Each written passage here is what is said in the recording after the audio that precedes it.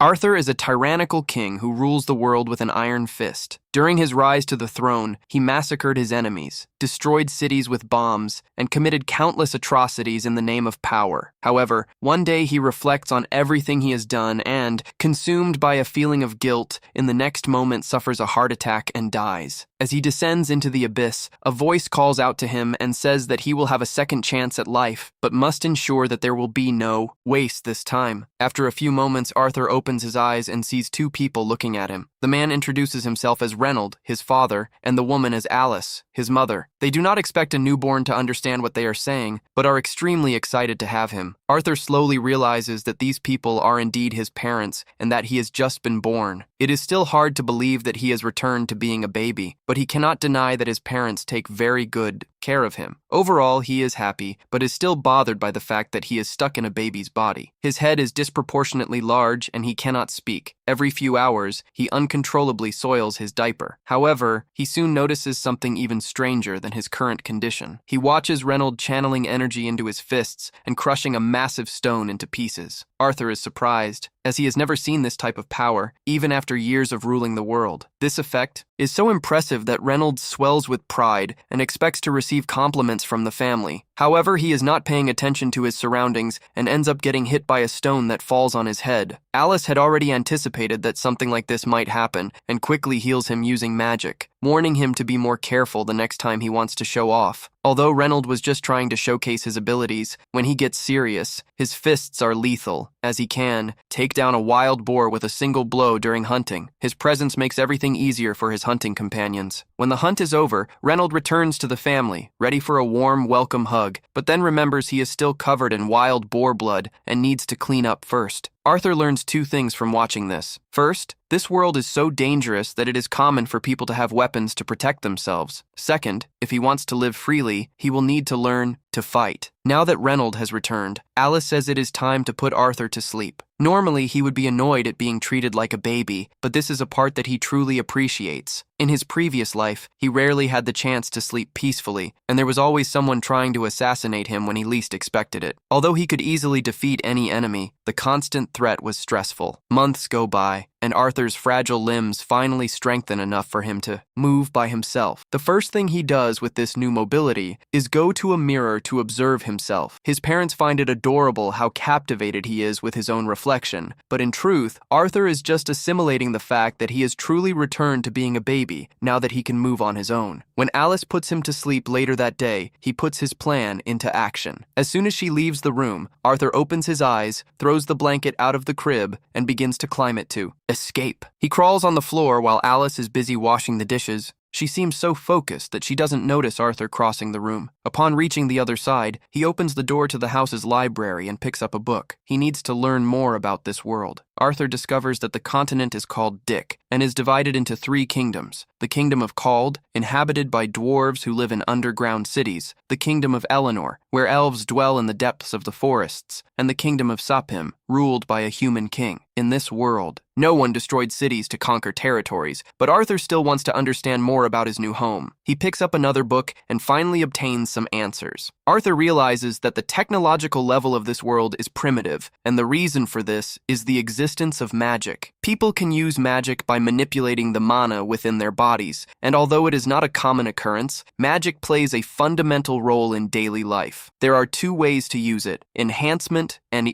conjuration. Enhancement involves circulating mana through the body, granting superhuman strength, endurance, and agility, while conjurers project mana outward and use it to control external phenomena. This knowledge summarizes the magical system of the world well, but Arthur finds nothing about the healing magic that Alice used earlier. He deduces that she must be an exception. From what Arthur understands, most people manifest their mana during puberty. By channeling it through something called a mana core, they can learn to control it and become a mage. This makes sense to him, as in his previous life, he ascended to power thanks to the innate energy of his body that worked exactly like mana. Determined to test if he can use this energy, he concentrates intensely and, to his surprise, feels the development of a mana core within himself. This is a significant breakthrough for him, since he discovered that he was no longer in the cradle. Alice was relieved that he was unhurt. However, when she picked him up in her arms, she noticed something different about him. Arthur was worried, thinking that she might have sensed the mana inside him, but in reality, Alice only noticed that he had gotten dirty again. 2 years passed. Alice was writing in her diary. She was very grateful that Arthur was growing strong and healthy, but she began to worry because she had never seen her son smile since birth. Then, she noticed Reynold and Arthur outside, and it seemed like Reynold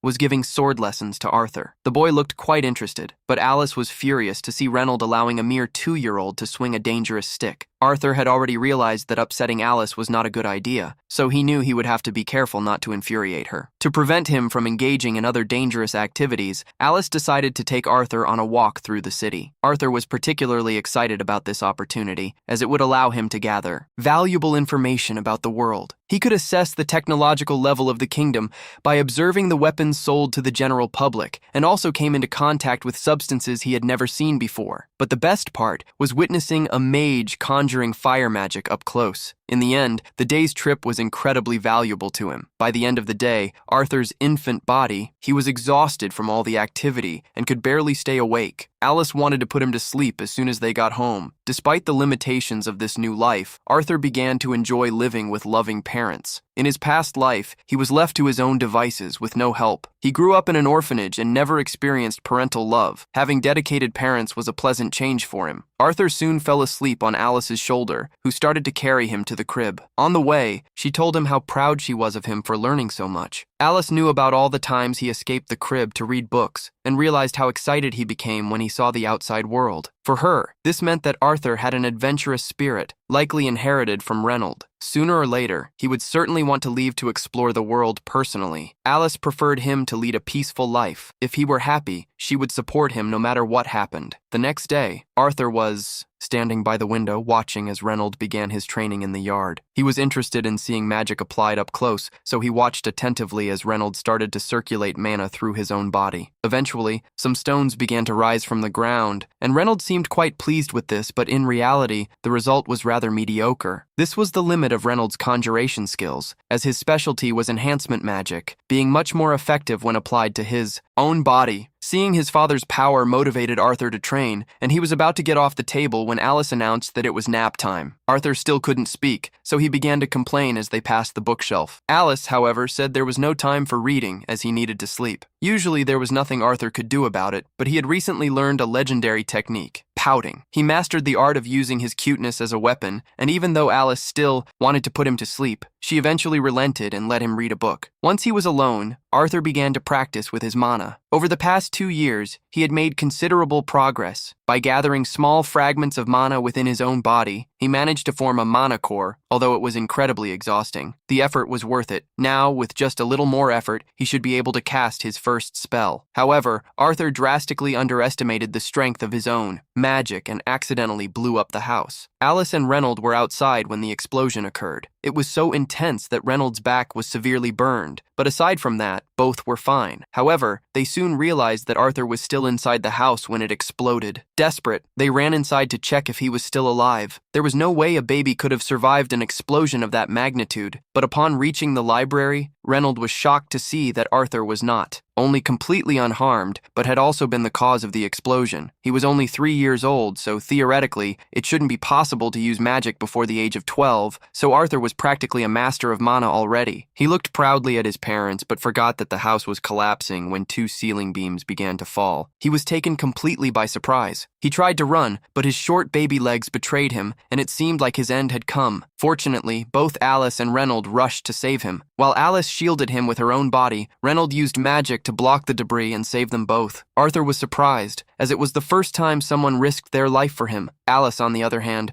was so relieved that she started to cry. Arthur was still not used to having people care about him, so seeing her cry for him made him cry too. He could never have done something like that in his previous life, as he was expected to be a ruthless king. At one point, a man attempted to assassinate Arthur. After he was captured, the entire council convened and prepared to sentence him for his crimes. Moreover, they planned to send the man's wife and child to a camp that had never heard of the Geneva Convention, meaning they were condemned to be tortured and used as test subjects in experiments. to kill. You know why? Because why not? The man starts begging Arthur to spare his family, as they don't deserve to suffer for his actions. As an act of mercy, Arthur decided to kill him right there. This was basically a regular Monday for him at that time, but now he spends his Mondays training with his father. Reynold wants Arthur to practice with gauntlets, but Arthur already has a lifetime of experience with swords, so he doesn't want to switch his main weapon. Since Arthur is so determined to use a sword, Reynold decides to use one too to make things more interesting. However, to his complete surprise, Arthur does exactly the same thing and easily cuts through Reynold's sword. Upon seeing this, Reynold realizes that Arthur is too talented for him to continue training the boy,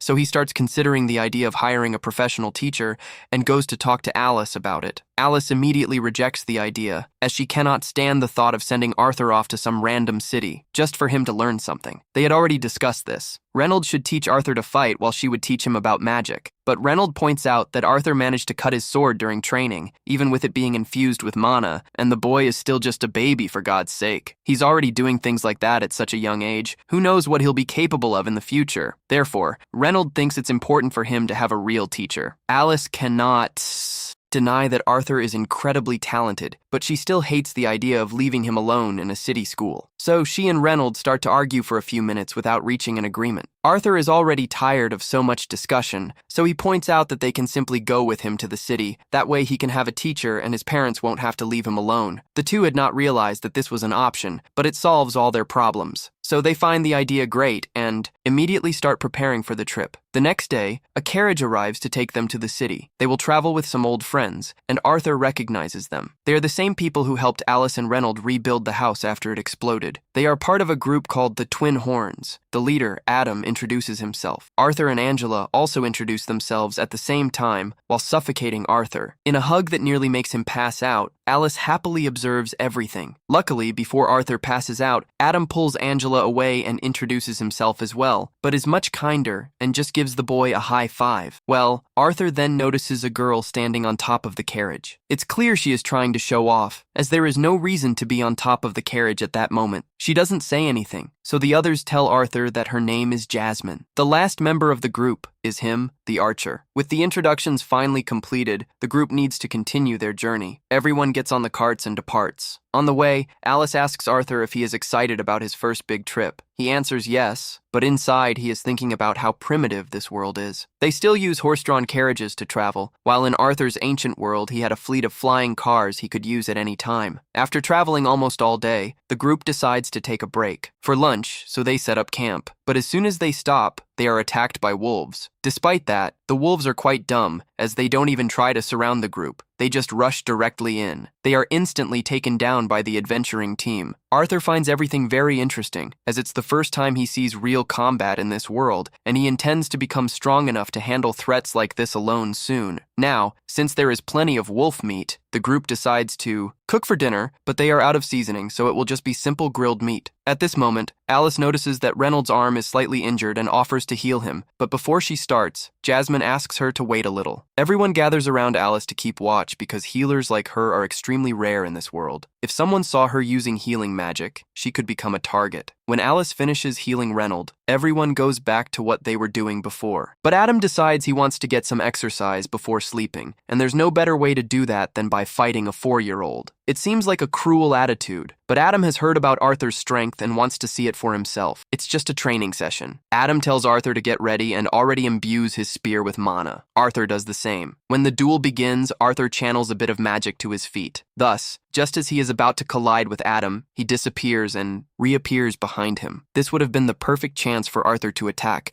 but his child-sized feet slip on the ground. He loses his balance, and Adam manages to recover. Arthur and Adam start to face off, but it's noticeable that the animation budget was negative. In any case, Arthur ends up being thrown back, as his child body is too light to keep up with an experienced adventurer and gets launched into the air. Fortunately, the others save him before he hits the ground, and everyone begins to yell at Adam for almost hurting Arthur. But Adam says he couldn't hold back, as Arthur was too strong for him to contain. There was no way a child of that caliber could be that strong, so he thinks Reynold must be doing some kind of super soldier training with him. However, in reality, Reynold never taught any of that to Arthur. He learned everything on his own. At that moment, Jasmine approaches Arthur and accidentally scares him. She was really impressed with Arthur's fight and asked him to teach her how to do that thing with magic in her feet. Arthur wanted to keep the technique a secret since it was something he mastered in his past life, but she wouldn't take no for an answer, and from her expression, he knew she would insist until he caved. So, he might have to teach her eventually. The next morning, the journey continued as planned, and along the way, they made some stops to rest. During these breaks, Adam gave some basic spear lessons to Arthur, and he taught him how to use a bow. A few minutes later, with some basic lessons, Arthur quickly understood. The only knowledge about weapons that Arthur had from his past life was with the sword, so these lessons were very valuable to him. Arthur was learning so much from others that he decided to teach his technique to Jasmine. After all, by channeling magic in the feet and using wind magic at the same time, it was possible to increase speed impressively. After demonstrating once, Jasmine managed to replicate it perfectly. Later, Arthur was reading a magic book in the carriage, but for some reason, Jasmine was also there, just watching. It wasn't a coincidence, as she took every opportunity to get closer to him. The next morning, Jasmine gave Arthur a knife as a thank you for teaching him, and it was clear that she really liked him, as she usually didn't interact with anyone intentionally. A few minutes later, everyone returned to their carriages and continued the journey, but while Arthur was reading his book, the carriage was attacked by bandits and was completely surrounded, with nowhere to go. The bandit leader ordered his men to capture the women and children to sell them as slaves. Then, they all attacked at once, and the adventurers did their best to hold them back. In terms of brute strength, the Horn twins and Reynold were much stronger than the common bandits, but there were so many of them that they would eventually be overwhelmed. At one point, Reynold was thrown back into the carriage by the bandit leader and was seriously injured. Alice wanted to go heal him, but Reynold stopped her, saying that if the bandits discovered her power, they would start chasing her. So he asked Arthur to take Alice as far away as possible. Arthur didn't want to leave Reynold behind, but he explained that Alice was pregnant with another child, so protecting her was the top priority. Arthur understood. When Reynold signaled, he prepared his magic to flee with Alice while Reynold promised to hold the bandits off. The bandit leader ordered his men to chase Arthur and Alice, but Reynold didn't let them and charged at him. The first time, the leader had knocked him down easily, but now Reynold was fighting for his family, so he wouldn't fall so easily. While Reynold held the leader, some lesser bandits tried to reach Arthur and Alice. Adam and Jasmine threw daggers at them and cleared a path for them to escape. Everyone was doing their best to keep the bandits away from Arthur, and he was striving to get Alice to safety. It was ironic. In his past life, he took what he wanted without caring about others. Now he was fleeing to protect someone precious. After running for several minutes, Arthur thought he was far enough away, but he was wrong. A bandit was watching from the top of a cliff and knew how to use magic.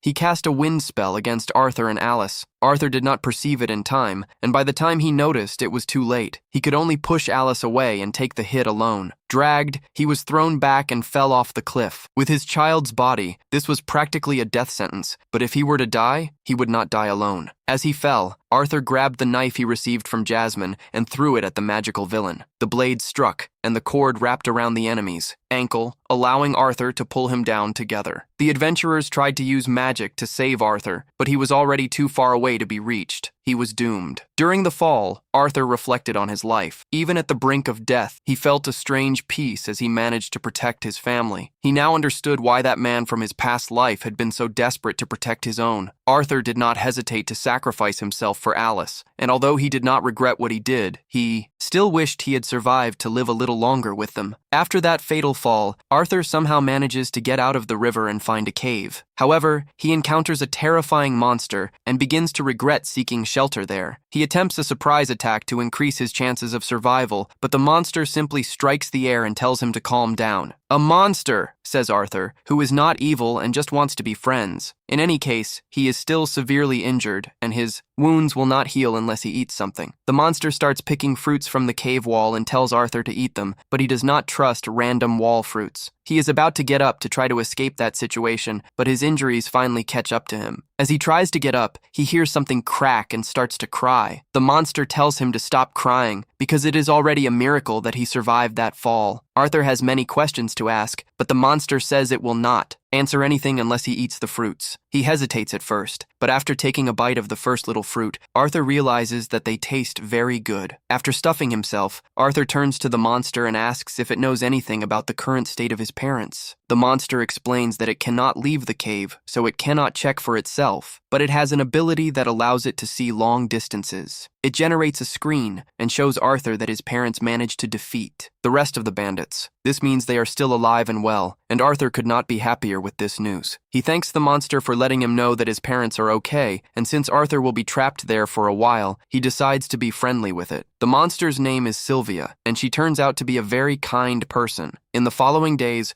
Arthur stayed there, eating and resting so that his wounds could heal. Throughout this time, Sylvia took care of him. When his body finally recovers, Arthur wants to return home as quickly as possible. According to Sylvia, Arthur would never survive the trip back alone. The cave is currently around the Elven Forest, an area full of magical beasts and bandits, and Arthur simply cannot deal with all that. But that does not mean he will be trapped there forever. Sylvia has the ability to open a dimensional rift and can send Arthur back home, or at least to a safer place than that forest. However, it will take quite some time for her to create that rift, so Arthur will have to wait. With nothing better to do, he picks up a branch and begins practicing his fencing skills. Several days go by, and although Arthur has come to enjoy Sylvia's company, he still hasn't learned anything about her. All he knows is that she looks like a frightening monster, is apparently hiding from something, and is a very kind person. After finishing his sword training for the day, Arthur sits on a rock to start training his mana. Sylvia is impressed that such a young child already has a mana core, but is sure he has never learned to do that properly. She extends her hand, and a large amount of mana starts to accumulate there. Arthur is amazed, as Sylvia is basically gathering mana while casting her spell. If Arthur can learn this, he will undoubtedly become incredibly strong. That said, even before Sylvia offers to teach him, she asks Arthur what he intends to do with the power he will gain from learning this technique. Arthur had considered this before, but now that he thinks about it more, he remembers how his family and friends were almost completely slaughtered by bandits. For that reason, he tells Sylvia he will use his power to destroy anyone who dares to hurt his family. However, Sylvia does not like this answer. She flicks Arthur on the forehead and pushes him back. Sylvia says she would never teach her technique to someone who thinks that way. Arthur, on the other hand, does not understand why she is so upset. After all, it seems perfectly natural to want to kill your enemies. Sylvia wants to prove a point, so she raises her finger to Arthur's head and says she could easily open his skull with a simple touch, or she could touch him gently. She asks Arthur which he prefers, and obviously, he says he prefers the gentle touch, as he does not want to die. It is easy to let actions be driven by anger and hatred, but once you give in to that, your life becomes a vacant and endless cycle of hate. Sylvia does not want Arthur to waste his life like that, so she asks again, "What will you do with that power?" Arthur thinks again, but this time focuses on the bright smiles of the people close to him, and then responds that he wants to use his power to protect those he loves. Sylvia likes this answer much better. Meanwhile, outside the cave, a monster that looks quite a bit like Sylvia seems to be tracking her and is very close to finding her. In Arthur's old world, he was the king, but that did not mean he held all the power. The ones truly in charge were the senators. Arthur was basically a war agent, summoned whenever the senators needed him to commit unspeakable acts of violence, but he never liked living like that. Back to the present, Sylvia is teaching Arthur to use her technique. After showing him how it's done, she asks him to try on his own. However, Arthur starts to condense the mana from the air around him. Once he gets the hang of it, he can use that mana to strengthen himself. He already feels the difference in his strength, so he runs to Sylvia to thank her for teaching him. However, Sylvia suddenly senses someone approaching, then pushes Arthur into a pile of rocks and tells him to be quiet. Arthur has no idea what is happening, so he takes a peek and sees another monster, which looks exactly like Sylvia. Sylvia seems to know him and is surprised that he managed to find her there, but the second monster doesn't want to waste time and demands that Sylvia go with him. Sylvia refuses, so he immediately starts to attack. Arthur wants to help Sylvia, but he hears her voice in his head telling him not to worry about her. Another monster tries to convince Sylvia to cooperate, saying that otherwise he will be forced to kill her. But Sylvia would rather die than obey, so she begins to gather mana and reveals her true form. It turns out that Sylvia is a dragon, and in this form she can use much more power than before. She unleashes a massive blast at the other monster, which blocks the attack. However, he says that she is being foolish, as in her current state, her body will not survive using so much power. Sylvia is well aware that she will likely die because of this, but she doesn't care because she has lived a long and happy life. She manages to push the other monster against the wall, but he is still not out of the fight and rises again, ready to attack. Several explosions hit Sylvia. She suffers a lot of damage from these attacks, but at that moment, she is more concerned about Arthur than herself, because the fight is dangerously close to where she hit him. The other monster launches another attack against her, and as she cannot dodge without hitting Arthur, Sylvia uses all her power to intercept the attack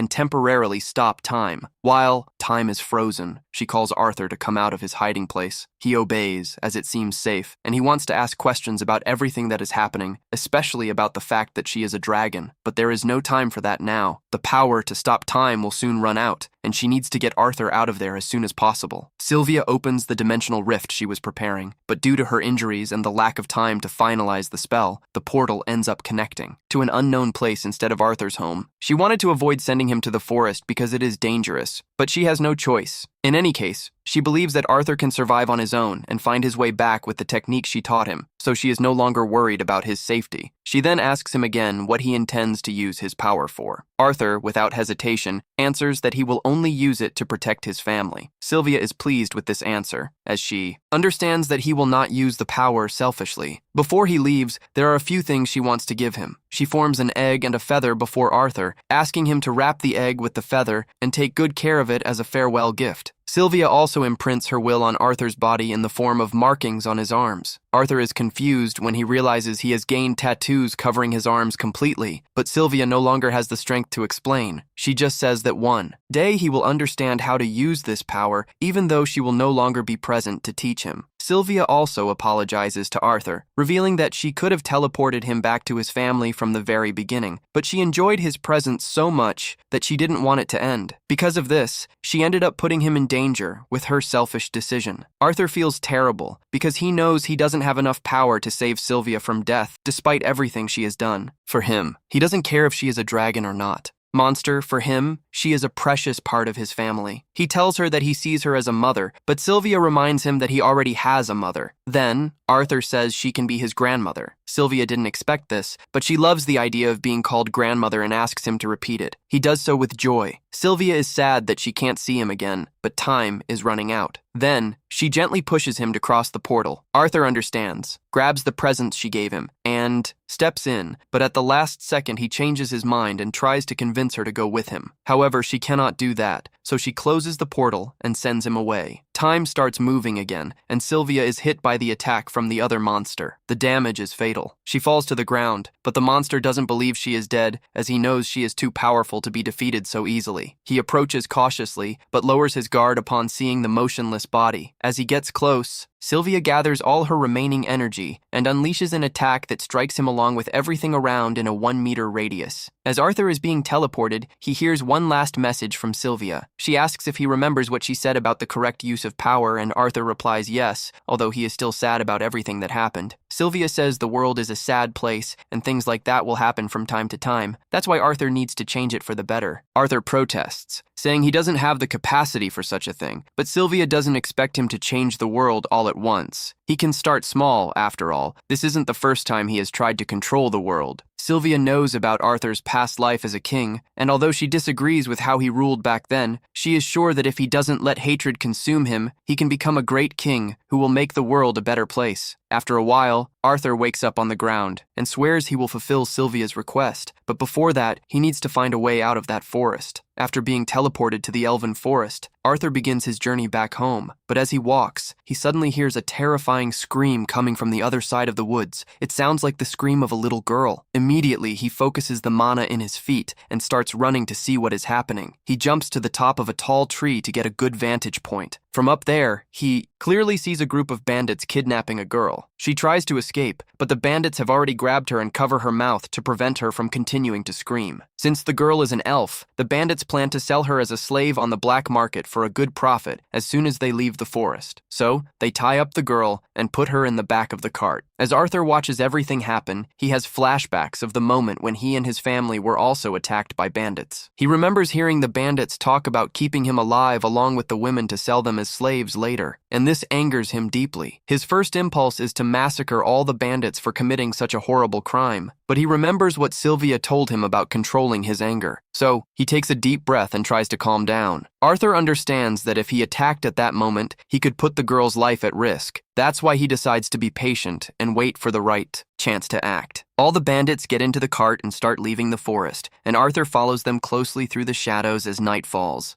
The bandits are forced to stop to rest and set up camp, as they cannot travel in the dark. Arthur wonders if he should continue following them until they reach a human city, or if he should attack them right there. But hearing one of the bandits say that their favorite race is elves, Arthur realizes he cannot leave them alone with the girl any longer. Still, he needs to wait until it is completely dark before acting. So, he sits down and begins to meditate to prepare himself mentally for the bloodbath that is about to come. As soon as it is dark enough, Arthur opens his eyes and starts planning the attack. He notices that the bandits have a group of wolves with horns tied by collars and finds it strange that the wolves obey humans so easily. Upon closer observation, he sees that the animals are wearing magical collars that force them to obey. Arthur decides to use this to his advantage and throws some stones at the wolves to agitate them. The bandits hear the howls, and the leader sends one of them to shut the mouths of the damn beasts. The bandit stands up and kicks one of the wolves in the neck to make it stop barking. At that moment, with the enemy distracted, Arthur seizes the opportunity. First, he conjures a mana blade and leaps behind the bandit. In seconds, he is already dead from a single blow. Arthur takes his weapon, and when the other bandit comes to see what is happening, Arthur jumps on his back and cuts his throat. 2 bandits are dead, but Arthur's body is starting to feel fatigued, so he needs to act quickly. Another bandit approaches to see why the previous 2 are taking so long. Arthur tries to kill him quickly as well, but unfortunately, he misses the vital organs. The man screams and alerts the others to Arthur's presence. The leader of the bandits realizes that Arthur is a mage, so he knows it will not be an easy fight, but he also does not want to kill him, because selling a mage boy in the black market would fetch even more than the elf. The leader begins to channel magic in his arms and attacks Arthur. Arthur jumps back and tries to counterattack with a kick, but the bandit is able to dodge. Then he tries to surprise him by throwing a knife, but the bandit catches it in midair and uses it against him. As a result, Arthur is thrown to the ground, and the bandit lifts him by the ankles to mock him, saying that Arthur stands no chance against an adult in terms of strength. Arthur realizes he is right, so he decides to attack with magic. Now he casts a fireball directly at the bandit's knee. As the man screams in pain, Arthur stabs him in the head with the knife. Now, only the previously wounded bandit remains. After he is also killed, Arthur rushes to check on the girl's situation in the cart. The girl has been blindfolded the entire time and has no idea what happened. Arthur reassures her, saying that all the bandits have been defeated. She is safe now. Her name is Tessia. When Arthur helps her out of the cart, he tells her that she can go home, but Teacha notices a bit of blood on Arthur's hand and worries about him.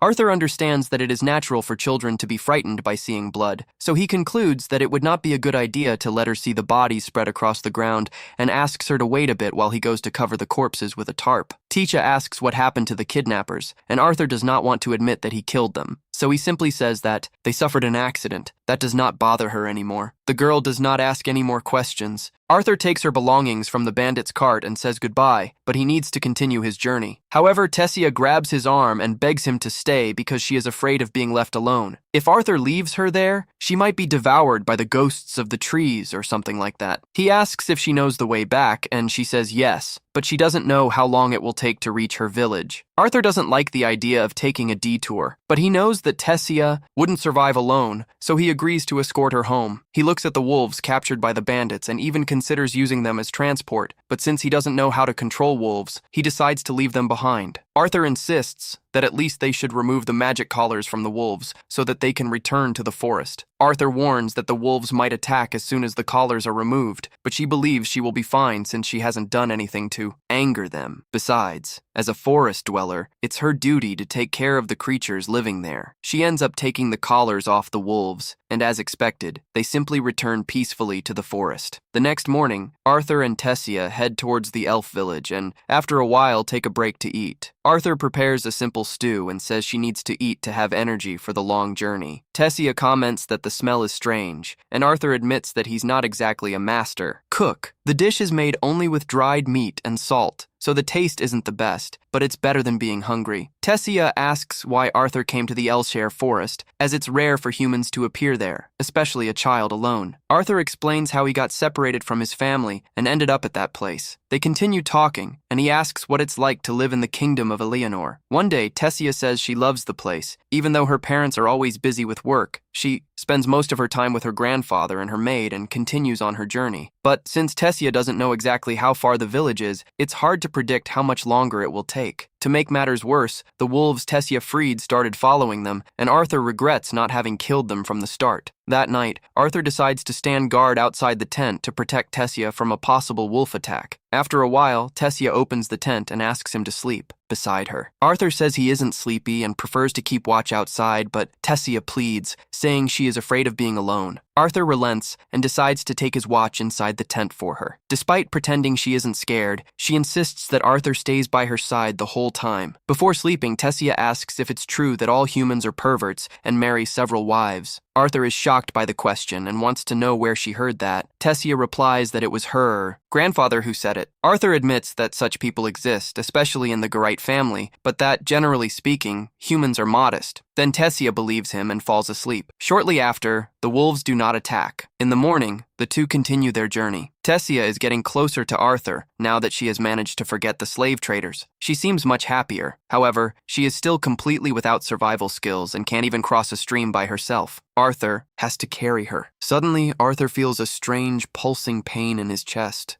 Unaware of what is happening to him, Tessia runs to find medicinal herbs that may help, but Arthur feels it is not a common illness. While leaning against a tree, the previous wolf appears, and Arthur panics as he is unable to fight. Tessia returns with the herbs, and Arthur warns her to stay away, fearing that the wolf might be dangerous. To his surprise, the animal simply leaves a dead pig in front of him and departs. Arthur is bewildered, but Tessia assumes the wolf was trying to thank him for his previous help. That night, they camp and roast meat over the fire. The taste is much better than that of the stew, and Tessia, while searching for herbs, found some mushrooms and offers them to Arthur, but he probably shouldn't have accepted them. The mushrooms cause quite a bout of diarrhea. After relieving himself, Arthur is exhausted and almost faints. But Tessia keeps talking. She shares that her grandfather used to read storybooks about the realms of humans and dwarves, and that she always wanted to visit those places, but she was never allowed because elves do not trust other races. At that moment, Tessia realizes that Arthur is not paying attention, but understands that he is just sleepy. So, she covers him with the blanket and wishes him good night. The next morning, they resume their journey, but Arthur's chest pain worsens. Tessia apologizes for not being able to help, but he says it's nothing serious. Changing the subject, Tessia asks if she can call him Gart, as she already considers him a friend. After all, they have spent a lot of time together and have grown quite close. Arthur says he doesn't mind and agrees to be her friend. Tessia is surprised by his calm reaction. Arthur then makes a joke, saying he will cherish every moment that Tessia's great law considers him a friend, but this annoys her. She tells him to stop acting like a child. Arthur finds it funny since it was she who insisted that he stay by her side the whole time because she was scared. Tessia responds that it was totally different. Joking aside, Arthur realizes that Tessia is his first true friend. Not even in his past life did he have that. People have always been afraid of him, and he never could call someone a friend. Suddenly, Tessia sees something familiar and calls Arthur to look. He goes expecting to find some strange branch or something like that, but comes across a huge tree with a portal at its center. Arthur explains to her that this is the entrance to the elven village and extends his hand to her, inviting her to go with him. The guards demand that Arthur explain who allowed a human like him to enter their sacred lands. Arthur turns to Tessia, hoping she will clarify the situation, but seeing her silent, he feels betrayed, thinking himself foolish for ever considering her a friend. However, the truth is that Tessia was afraid to intervene because she was still a child. When the guards announce that they will execute Arthur, she finally intervenes, defending him and stating that he saved her life. Even so, the guards maintain the assumption that Arthur had mentally manipulated the girl into believing this, as if it were possible. Anyway, the only wise and sensible man of the Elven lands appears coming out of the same teleportation portal and orders them to release Arthur. This man is Vera Elite, the former king of Eleanor, and he personally thanks Arthur for saving Tessia, revealing that she is his granddaughter, which means she is the princess of that kingdom. Arthur is completely shocked by the revelation, as he would have never imagined that Tessia was royalty, judging by her behavior during the time they were together. Tessia's parents, King Alvin and Queen Marielle, arrive moments later and finally reunite with their missing daughter after days of separation.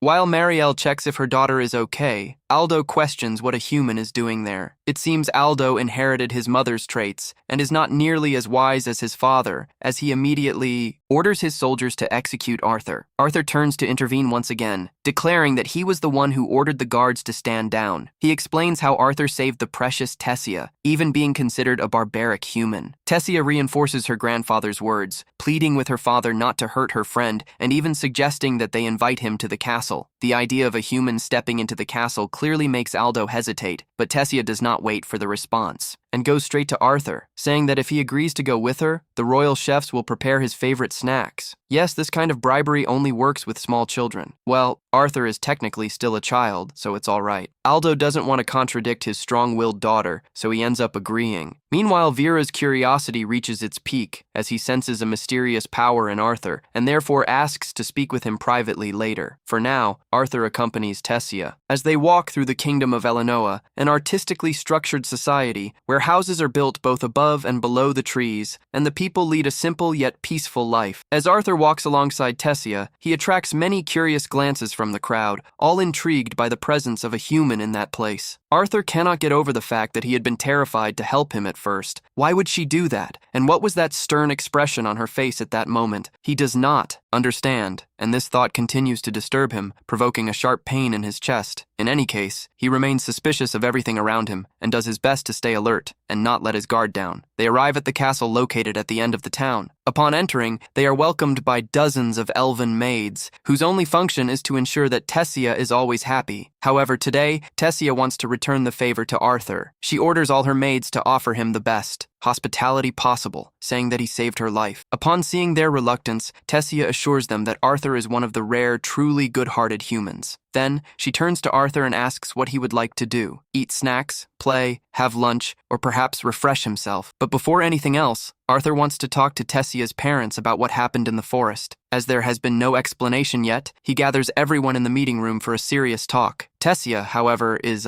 in her own little world and brings tea and snacks for everyone, perhaps thinking it's just an afternoon tea, nothing more. Anyway, Aldo introduces himself formally, along with his wife Mariel and his father Vera. Arthur also introduces himself as just an ordinary boy, born in a forgotten village in the kingdom of Sapem. He kneels before Aldo, admitting that a commoner like him would never have a chance to see royalty, much less sit in the same room as the king of the elves, and expresses how grateful he is to have received this opportunity. Aldo is surprised by how well-mannered Arthur is, despite claiming to be just a peasant, but allows him to continue. Arthur then gives a detailed explanation of what happened, including how he got separated from his family. He does not lie to the king, but he also does not tell the whole truth, such as his encounter with the mysterious dragon Sylvia. Still, he continues with his story to the point where he found Tessia being kidnapped by a group of slave traders, and the atmosphere in the room changes drastically. Once again, Aldo seizes the opportunity to blame all humanity for what the slave traders tried to do to his daughter. On the other hand, Viria asks the right question. How could a 5-year-old boy, Arthur, manage to rescue Tessia from 3 adult slave traders? It could not have been through negotiation or pleading. Then, Arthur finally reveals the truth. He claims to be a talented wizard and that he used his powers to eliminate the kidnappers. However, Aldo finds it hard to believe, and the same guard from before appears once again with his unwanted opinion, claiming that Arthur must have brainwashed Tessia just to be allowed into their sacred lands. Viria, who has been defending Arthur from the beginning, can no longer tolerate the indirect disrespect directed at him and immediately silences the guard. Tessia also intervenes, adding that she heard the slave traders discussing selling her for a high price, recalling the traumatic experience. After Tessia finishes reporting what she went through before being saved by Arthur, her mother becomes emotional and hugs her tightly. A mother's love is always so pure and moving. Aldo also realizes what his daughter went through, and for that reason, he tells Arthur that he believes him and thanks him for everything he did for her. After explaining how he met Tessia, Arthur gets straight to the point of why he requested that conversation. He said he is also separated from his family, and that all he desires at the moment is to reunite with his parents in Sapem. Aldo cannot believe what he hears. Arthur is indeed asking elves to help humans that they consider barbaric. Aldo insists that there is no chance of offering help to humans, and that Arthur needs to understand that he must find his own way back home. But Arthur, always intelligent, soon thinks of a way to argue. He reminds Aldo of everything he did for his family and his town, and says that if they do not repay the help after all he has done, then they too are barbarians and have no right to call themselves humans, as they are behaving the same way. Viria looks at Aldo with an expression that clearly says he was the nail. He declares that Aldo has fallen into his own trap. Tessia also stands by her father's side, looking directly at him, waiting to see what decision he will make. Aldo, with no way out, agrees to help Arthur, but informs him that the only teleportation portal leading to Saphem can only be opened once every 7 years, after a meeting between the 3 leaders. They used it recently, so the next opening will be in 5 years. Arthur does not have this time. He cannot wait 5 years to reunite with his family. Aldo realizes this and says he will send soldiers to escort him back. Thus, the journey will begin the following day. Arthur feels more relieved to hear this. However, his manicure starts to hurt again. He barely manages to leave the meeting and goes to take a shower. The pain doesn't go away and continues to throb. After the shower, he holds his chest tightly, trying to understand what is causing this pain and what the solution might be. He thinks of Sylvia and mentally asks her what he should do about the pain. Unfortunately, the answer won't come anytime soon. He goes out to walk around the palace, and the fresh air helps relieve the pain a bit. He thinks of his parents and how much he misses them. He wonders if they are still alive, but concludes that they are too strong to die so easily, so he believes they are fine. When he raises his eyes and sees Tessia, he begins to wonder if his family will welcome him with the same joy, or if they will be angry for him being away for so long. All these thoughts overwhelm the poor boy, who remains still, lost in his feelings. Tessia runs up to him. He teases her, calling her a spoiled princess, and tells her to enjoy the comfort of her parents. Arthur confides in Tessia his worries about his parents and whether he will be welcomed by them. She gently holds his face and is surprised by his insecurity. How could it be that his parents wouldn't be happy with his return? To her, parents always worry about their children. Surely his are distressed over his disappearance. As she comforts him, flowers known as chinabel start to fall around them. Tessia recognizes and comments on what they are, but Arthur Alvarez remembers the moment he entered the city and thought Tessia would betray him. However, he feels relieved that she didn't do that. Still, those flowers seem familiar in another way. What Tessia sees as flowers, he sees as weapons. He has seen them in past battles. Not fully understanding why, he apologizes to Tessia, who is confused and states that she also likes the flowers. She then throws one back, believing it to be a weapon thrown by someone. To her surprise, the sender is none other than Virium. Arthur confronts, asking why he would be attacking his own granddaughter, but Virium smirks disdainfully and questions whether anyone could truly be attacked by something so harmless. He runs up to Virium and pleads to leave Arthur alone, saying he is different from other humans and that he is a good person. She asks her grandfather to stop provoking him. However, Virium asserts that he is not provoking. To him, Arthur is the first interesting human he has ever seen, and therefore, he will not let him escape. With magic, he tests sitting and grabs a stick, challenging Arthur to a duel. The fight begins, and Arthur gives it his all. He uses all his human strength, but soon realizes that Virium is faster. No matter how hard he tries, he cannot land a single hit. In a more aggressive attempt, Virium breaks his stick, and a piece nearly hits Tessia. Arthur protects her just in time. He then decides to use magic, a powerful kind of magic that few can endure. Even so, Virium counters it. After several attempts, Arthur finally manages to hit Virium on the head. The elf, instead of getting irritated, becomes even more excited. He asks for a second round, but Tessia stands up and pokes her grandfather, asking him to leave her art alone. Virium retorts that Arthur is not the innocent boy she thinks he is. In fact, it was Arthur who provoked him and almost defeated him. Arthur rejects this kind of recognition, saying that Virium is overestimating his abilities. Virium then makes an unexpected request, that Arthur become his disciple. Arthur considers the idea, which seems advantageous. However, thinking of his parents and the fact that they do not know if he is well, he hesitates regarding his concern. Virium states that there is a way to inform his parents that he is well, without having to return home immediately. Arthur is interested, but before he receives explanations, Virium releases an energy into his body. He feels pain in his human form again, and Virium confirms his suspicion. Arthur has received the will of the beast. The only way to survive and avoid death is to become Virium's disciple. Arthur finds himself in a state where he cannot move. His heart aches with a sharp pain, and while trying to contain this pain, a dark aura escapes from his chest. It takes the form of a mysterious and frightening being. Arthur, afraid, closes his eyes, wondering if that creature is a manifestation of his inner anxieties or perhaps of his responsibilities. When the monster approaches, about to hurt him, a weak voice calls him. It is Tessia. Her voice calms his heart enough for him to awaken. Upon opening his eyes, Arthur finds Tessia sitting on him. Tessia wishes him a good day, but he ignores her and pretends to go back to sleep, calling her a monster from his dream. Joking aside, Tessia informs him that their grandfather is waiting for him outside, but Arthur does not pay attention. Then, she drags him out of bed, telling him to fix his messy hair. Arthur responds by saying that her hair looked like Medusa's just seconds ago. While he changes clothes, Tessia asks if he is really going to stay there, and Arthur replies that he hasn't decided yet, calling her princess. Tessia, irritated by the formality, pinches him on the back and says she will be very angry if he calls her princess again. Arthur comments that she is already angry, and which makes him wonder if she can get even more furious than she is now. After getting ready, Arthur leaves the castle with Tessia and sees a carriage, where Alvin begs Virium not to allow Arthur to stay there. Alvin and his wife Marielle have an irrational prejudice against all humans, as we already know, but Virium ignores them and enters the carriage, making it clear that he likes Arthur and that his decision is final. Tessia hears Alvin and once again defends Arthur, saying that he should be allowed to stay there since he saved her life. Alvin responds, admitting that he is grateful, but not enough to allow a human to spread his filth in sacred lands. First, Virion gets angry with someone's words and tells his son to shut up. After all, he is the king and should have more sense. Next, Virion orders Arthur and Tessia to get into the carriage already. Shortly after, they leave for the place where an old friend of Virion lives. She falls asleep on Arthur's shoulder and asks him to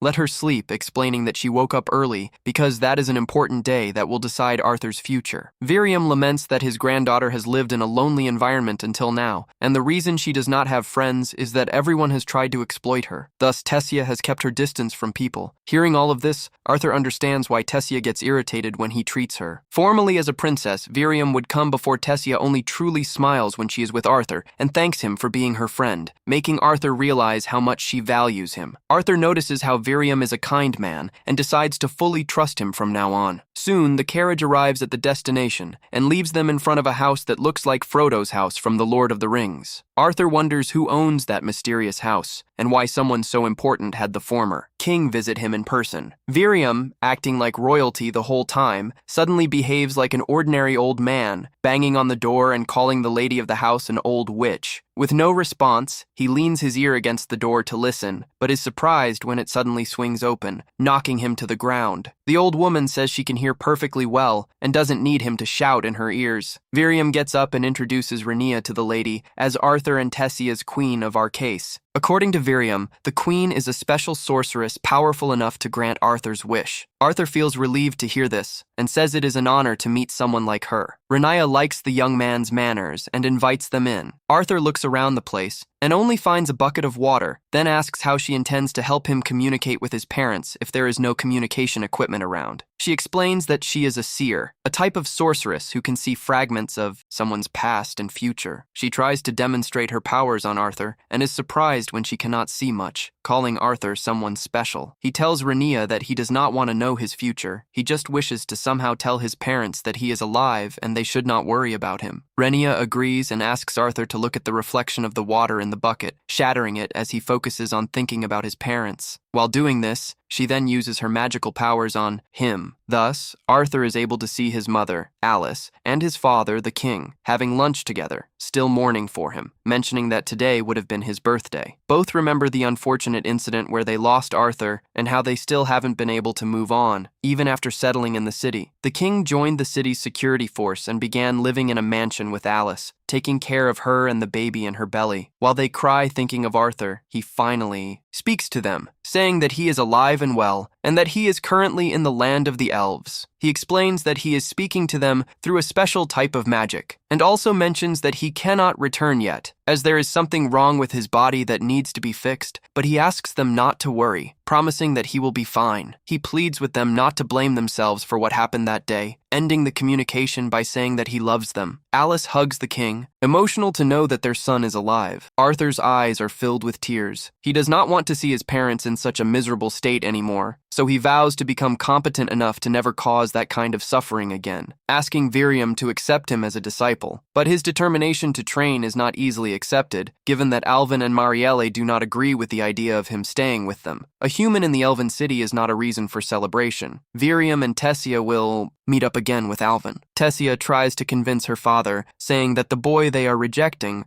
saved his life twice. If they insist and do not accept him, they will be setting the precedent that elves repay good with evil. Alvin does not care about that. His duty is to protect his people's interests, and he fears that the citizens will not accept. Arthur, Virium also intervenes. He has never had a disciple before, so he tells Alvin that if he is asking for Arthur as a disciple, it is because he trusts that the boy is good. With little choice, due to his affection for the father and daughter, Alvin agrees to let Arthur stay, but he still has a concern, whether the people will accept Arthur. He asks Virium who will take responsibility if something goes wrong. Virium does not hesitate twice before accepting to take the blame. Alvin and Marielle go out to receive Arthur. Alvin stands in front of Arthur, admitting that he was harsh when he arrived in the city, and that the blame is not on him, but on how humans are viewed. Arthur notices the obvious change in attitude, the same. Alvin, who hated his presence now, welcomes him warmly. Indeed, Alvin loves his family and will do anything to see them happy. He shakes Arthur's hand in welcome, but Tessia has a better idea. She challenges her father by saying that if he is really happy with Arthur's presence, then he should allow her to take him to the city to show him everything. Alvin no longer has anything to lose, as the word about this prolonged day of Arthur has already spread, so he allows it, happy. Tessia pulls Arthur by the hand and takes him to the city. She shows him the interesting people around. It is the first time Arthur sees the city of elves, and he is amazed by the appearance of this species. Tessia mentions a big store that sells snacks and fruits, and drags him there so they can beat the crowd. As they follow, a young elf purposely bumps into him. Always respectful, Arthur doesn't mind being pushed. He just apologizes and tries to move on, but the boy glares at him with disdain. He comments that Arthur has contaminated them with his human body and says it doesn't matter if Viri was Arthur in the city,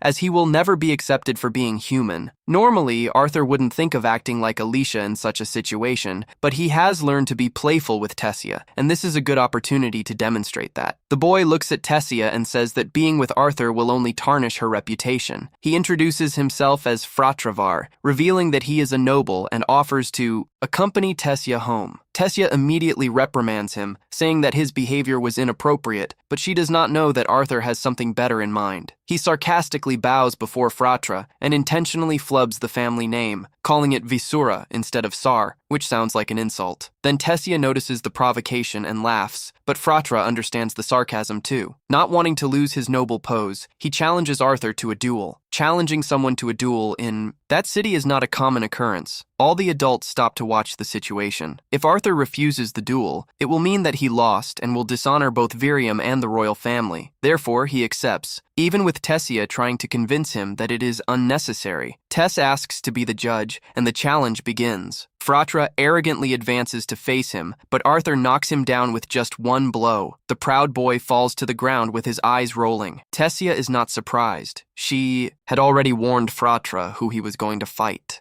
She was not weak, and since he did not listen, now he should face the consequences. She pulls Arthur and tells him to run. He joyfully escapes with her. Over time, Arthur becomes familiar with Tessia and enjoys her company. They go out together, eat together, and even study together. Whenever an elf tries to intimidate him, Tessia immediately appears to protect him. After one of their daily walks, she leans on the railing and talks to him. His training starts the next day, and she asks how he feels about it. Arthur seems worried about something, and she insists on knowing what bothers him and if he still wants to proceed with the training. He remembers a conversation he had with Virian earlier. In that conversation, Virian reminded Arthur that he is in a foreign land, without family or friends to support him. He has no one to trust. Still, Arthur made the decision to stay there and learn. Virian warned that the training would not be easy, but much harder than anything he had faced before. However, if he stayed and learned, despite the difficulties, his future would be guaranteed. Then Virian gave him another chance to back out and asked if he was truly interested. Arthur confirmed that he was. Then, Virian ordered him to ignore the pain in his manicore for now. At that moment, Arthur looks at Tessia with excitement. He says he is looking forward to the training the next day and reveals that he has already gone through many hardships and fought alongside his father. He knows that nothing he has experienced compares to what he is about to face now, but he is determined to stay strong. He believes he will become stronger. Then, Tessia extends her hand and says she will also do her best. He asks to do his best in what, and she reveals that she will always do her best so that he does not become stronger than her and so that she can compete with him. Well, we'll see, he thinks. The next day, the training begins. He positions himself in front of Virian, who introduces him to what will be the new phase of his life. As the training begins, Arthur thinks that life in the elf kingdom is faster than life outside it. In just a few days, he has learned a lot and is evolving. He accepted staying there because he knows it was the best decision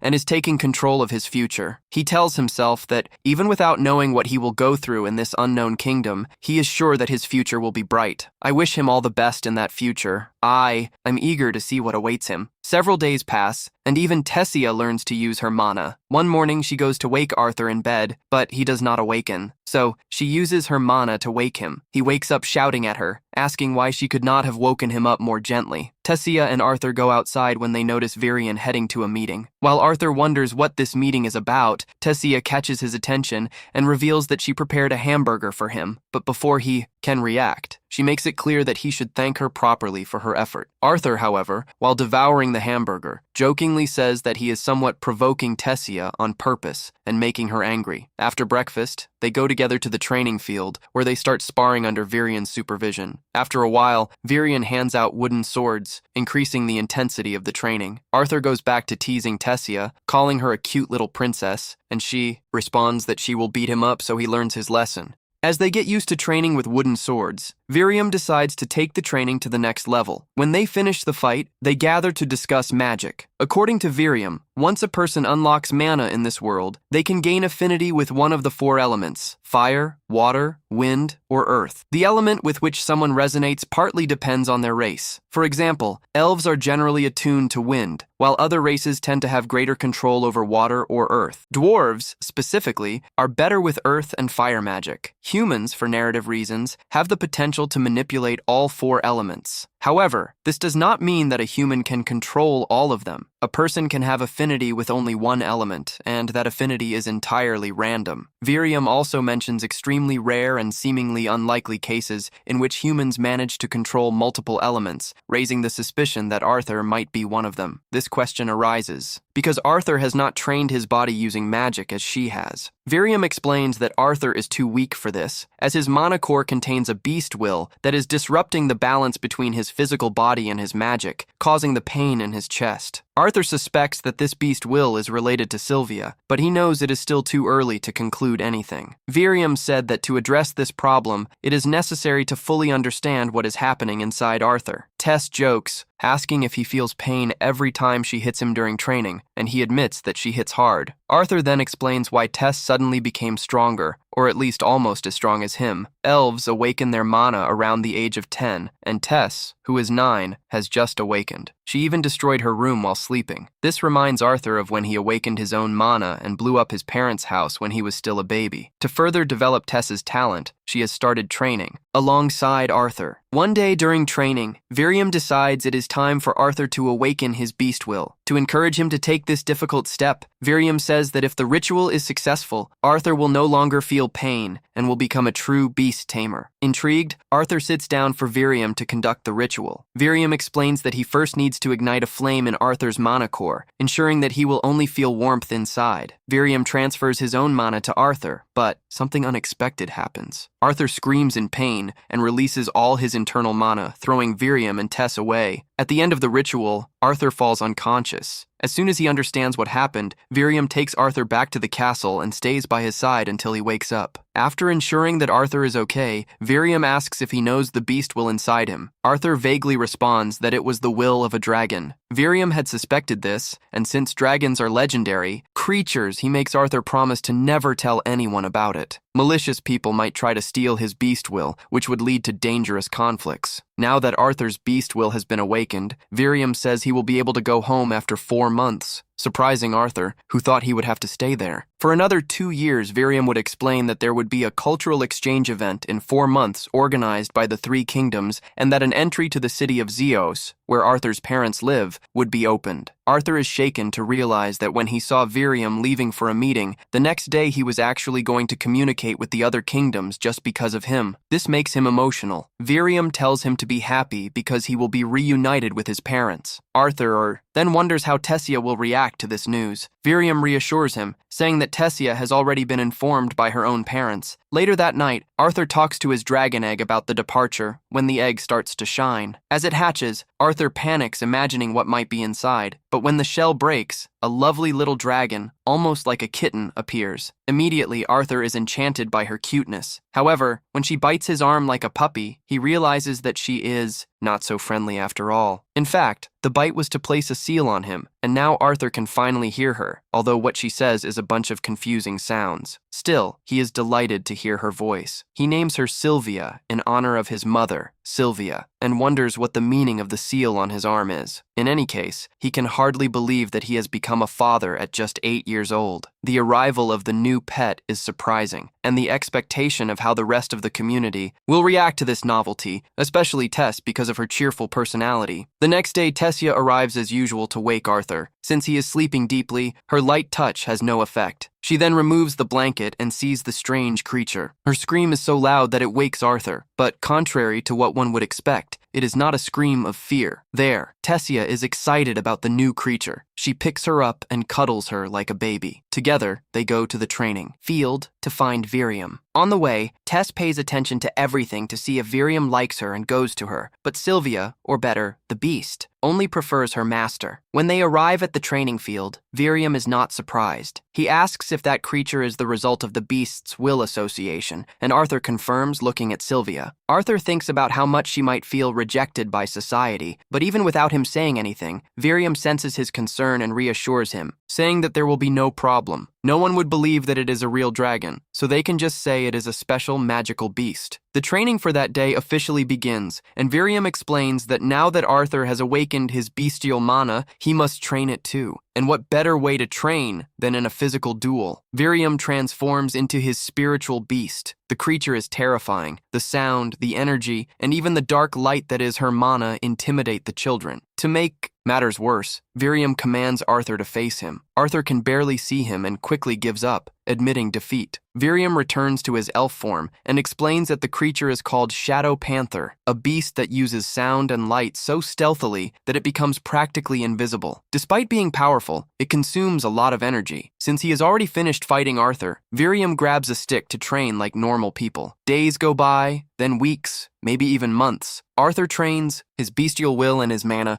He strengthens himself and is finally able to face the Dark Panther. With the opening of the gate approaching, Tessia begins to feel the weight of Arthur's imminent absence. The city celebrates a festival before the exchange. Tessia cannot enjoy it, as her friend will be leaving. Arthur tries to convince her to at least smile on another day. While walking through the city, a boy bumps into him and stares at him oddly for being human. The boy is Fit, remember him, the same elf who had challenged Arthur to a duel and lost with a single blow. He approaches again and asks if Arthur remembers him. Arthur sincerely says no. Who would blame him? Fit seems insignificant, trying to explain himself. The boy insists he is ready for a rematch, as he now knows he can defeat him. The outcome does not change. Arthur hits him and he falls to the ground. He tells Arthur who the boy is, and Arthur extends his hand in greeting. Surprisingly, Fit accepts the handshake, revealing that all he wanted was to be friends with Arthur and that he was sad when Arthur did not extend his hand the first time. They talk, and Arthur discovers that Fit will also participate in the exchange program. Fit reveals that all the noble's children are going, but he does not know this since Tessia did not say she was going too. He looks at her to ask if she is going, but Tessia replies that she will not go because they do not want their fragile princess to get lost again. Fragile is not a word that should be used. For Tessia, considering how strong she is and how he thinks she is fragile, she needs to show how strong she is. She hits him and he flies through the air, falling like a ball in an inflatable castle. He immediately faints. He has never seen a princess hit her subordinate before. I think that was the first time. Seeing how the situation is unfolding, Arthur quickly drags her away. As they move away, he warns that a princess should preserve herself and should not hit her subordinates. But she does not care about that. She has so much on her mind, especially the fact that he is leaving, and Tessia just fell into a trap. She complains that Arthur is leaving and is still acting like her father by scolding her. She calls him old and runs away. She goes to her room to cry, and Arthur, realizing that she is downcast, goes to her through the window holding bluebell flowers. She notices him through the window and goes to him. He puts the flower in her ear and invites her to go out with him. They walk through the forest, despite the warnings they received about not going there. Then he lights a fire so they can camp, and they sit down to talk. She begins to get sleepy, and he is encouraged to sleep, but she wants to stay with him. They start talking about the human world, but she eventually falls asleep. The next day, Arthur prepares to leave. They will come to give him a compass so he does not get lost, and also says that the compass has the symbol of aerolite, so if he wants to, return, he will know the way. They will also reveal in a disguised manner that they knew about their escapade the night before. Before leaving, Arthur asks about Tessia, but assumes she is too downcast to say goodbye. When he is in front of the portal with the other children, Tessia calls his name and runs to him. She even trips on the way. She holds him, remembering not to skip meals.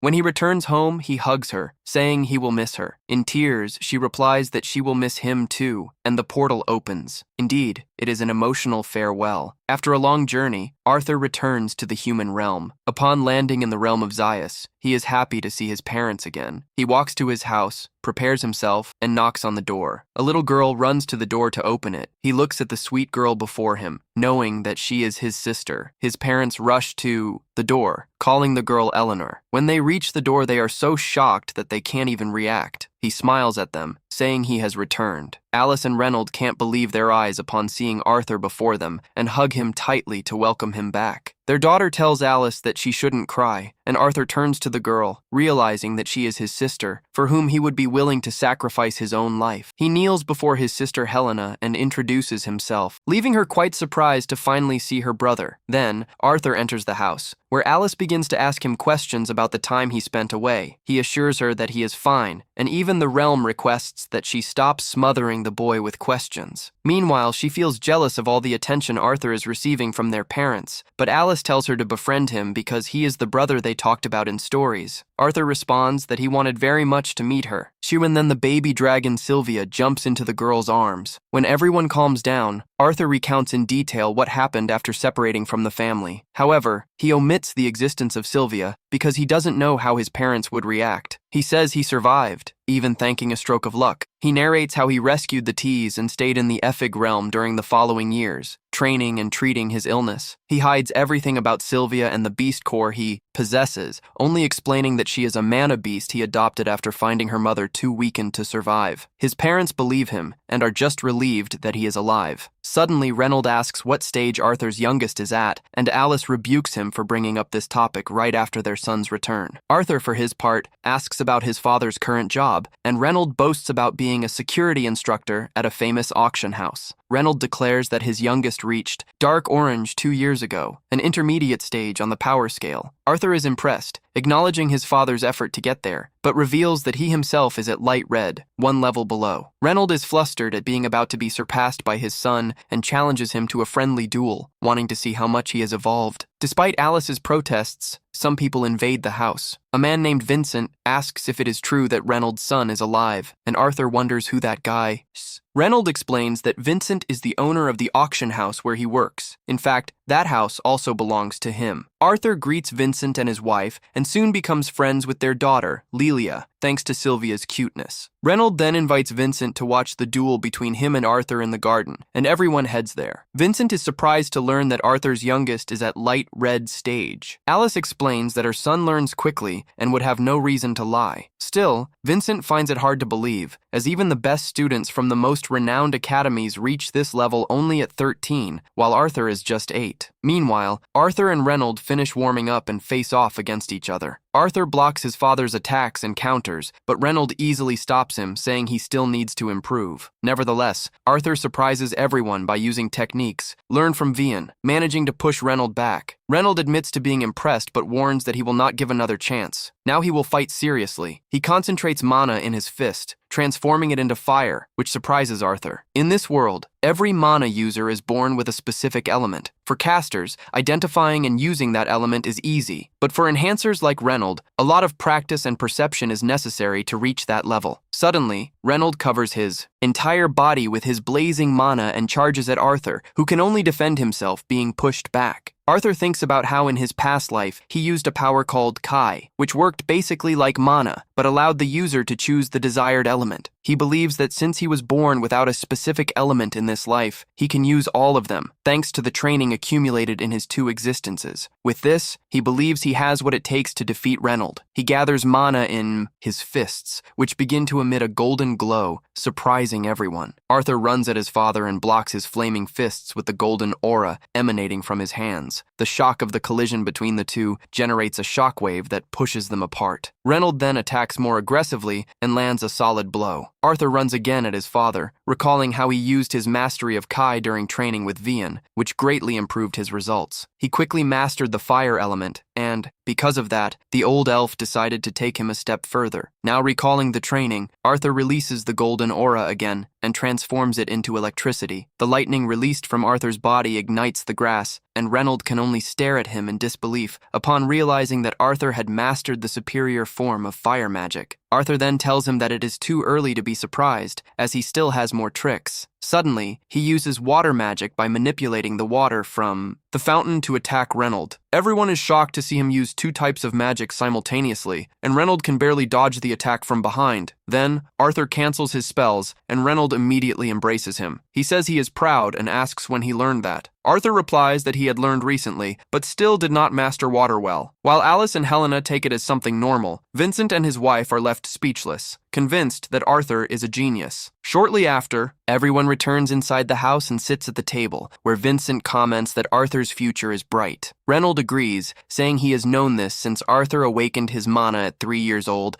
and destroyed the house in the process. Vincent is surprised to hear this, while Reynold, laughing proudly, fell along with his chair. Vincent stands up and suggests sending Arthur to the Zeros Academy. Reynold was surprised and asked if he was sure, as the Zeros Academy was the best school for wizards on the continent. Vincent's wife completely agreed, saying that Arthur's parents wouldn't need to worry about expenses, as they wanted to sponsor his education, hoping to benefit from it in the future. Alice became nervous upon hearing the proposal, and commented that they didn't even know if the academy would accept their son. But Vincent confidently replied that he knew the academy's director and could arrange it. Suddenly, Arthur spoke up, saying that since the matter directly concerned him, he should have a say in the decision. Lily mentioned that she had just gathered with her family and did not want to part ways so soon. Vincent understood her reasons. Then, Arthur said goodbye, stating that he was tired after the combat. He entered the house, but Lily followed him, enchanted since she first saw his power. She warned him that he was going the wrong way and asked him to follow her, as she would take him to a better place. She led Arthur to the kitchen in the basement, where she started cheerfully chatting with the servants, asking for delicious meat dishes. The old maid commented that Lily should watch her diet, as she had gained weight, and Lily shot back, telling her not to comment on that. Arthur was surprised to see this side of Lily, as she had barely spoken up to that point. One of the maids mentioned that she always came there to eat when she was stressed. Arthur asked why, and the maid explained that Lily and her parents hoped she would awaken as a mage, which put enormous pressure on her. That evening, Alice and Reynold went to Arthur's room to talk more. They said they were very happy with his return, and that they were also very proud, claiming that he would become a great wizard. Arthur wanted to share something, but they interrupted him, saying they could talk about it the next day. Then, they wished him good night and let him sleep. The next morning, Arthur rushed to the hall as soon as he woke up, as some old friends were there to see him. They were the members of his parents' group, who were very happy to see him back. Mama Angelo hugged him so tightly that he could barely breathe. Then he exchanged a fist bump with Adam the Tank, and they started arguing as usual while welcoming Arthur. Suddenly, Jasmine began to pat him down for no apparent reason, just because she wanted to touch him. Afterwards, she hugged him, asking for forgiveness and saying it was all her fault. After this emotional reunion, the group began to tell Arthur about their recent adventures in distant places, and as usual, they continued to argue over trivial matters. As he listened to them, Arthur realized that there was much about this world he still didn't know, and that becoming an adventurer could be a good way to learn. However, looking at his family, he felt that he wasn't ready to leave them again. When Arthur began to meditate, time simply stopped. It might be some new superpower technique he was trying, but it comes at a cost. He can only maintain it for a few seconds before becoming completely exhausted. Silvio appeared, and her cuteness was enough to motivate Arthur. He hugged her, grateful to have her by his side, but she let out one of the most stinky farts in history, making Arthur faint just from the smell. To clean her up, he takes her for a bath and forces her to soak in the tub. Even against his will, seeing his resistance, Arthur tries to explain that they cannot afford to appear dirty in that house since the mansion belongs to the wealthy Halia family. Speaking of them, Arthur remembers hearing one of the maids mention that Vincent and Tabita Helia are worried about their daughter, Lily, who has not yet awakened her mana. They want Lily to become a maid, but she doesn't care much about it. It's starting to become an annoyance. Meanwhile, Silvio begins to sneeze from being wet for too long, so Arthur dries him off and finishes taking care of him. Suddenly, Alice appears with everyone and declares that now it is Arthur's turn to get ready. She takes him to the most extravagant barber in town, who calls him a hidden diamond in the trash,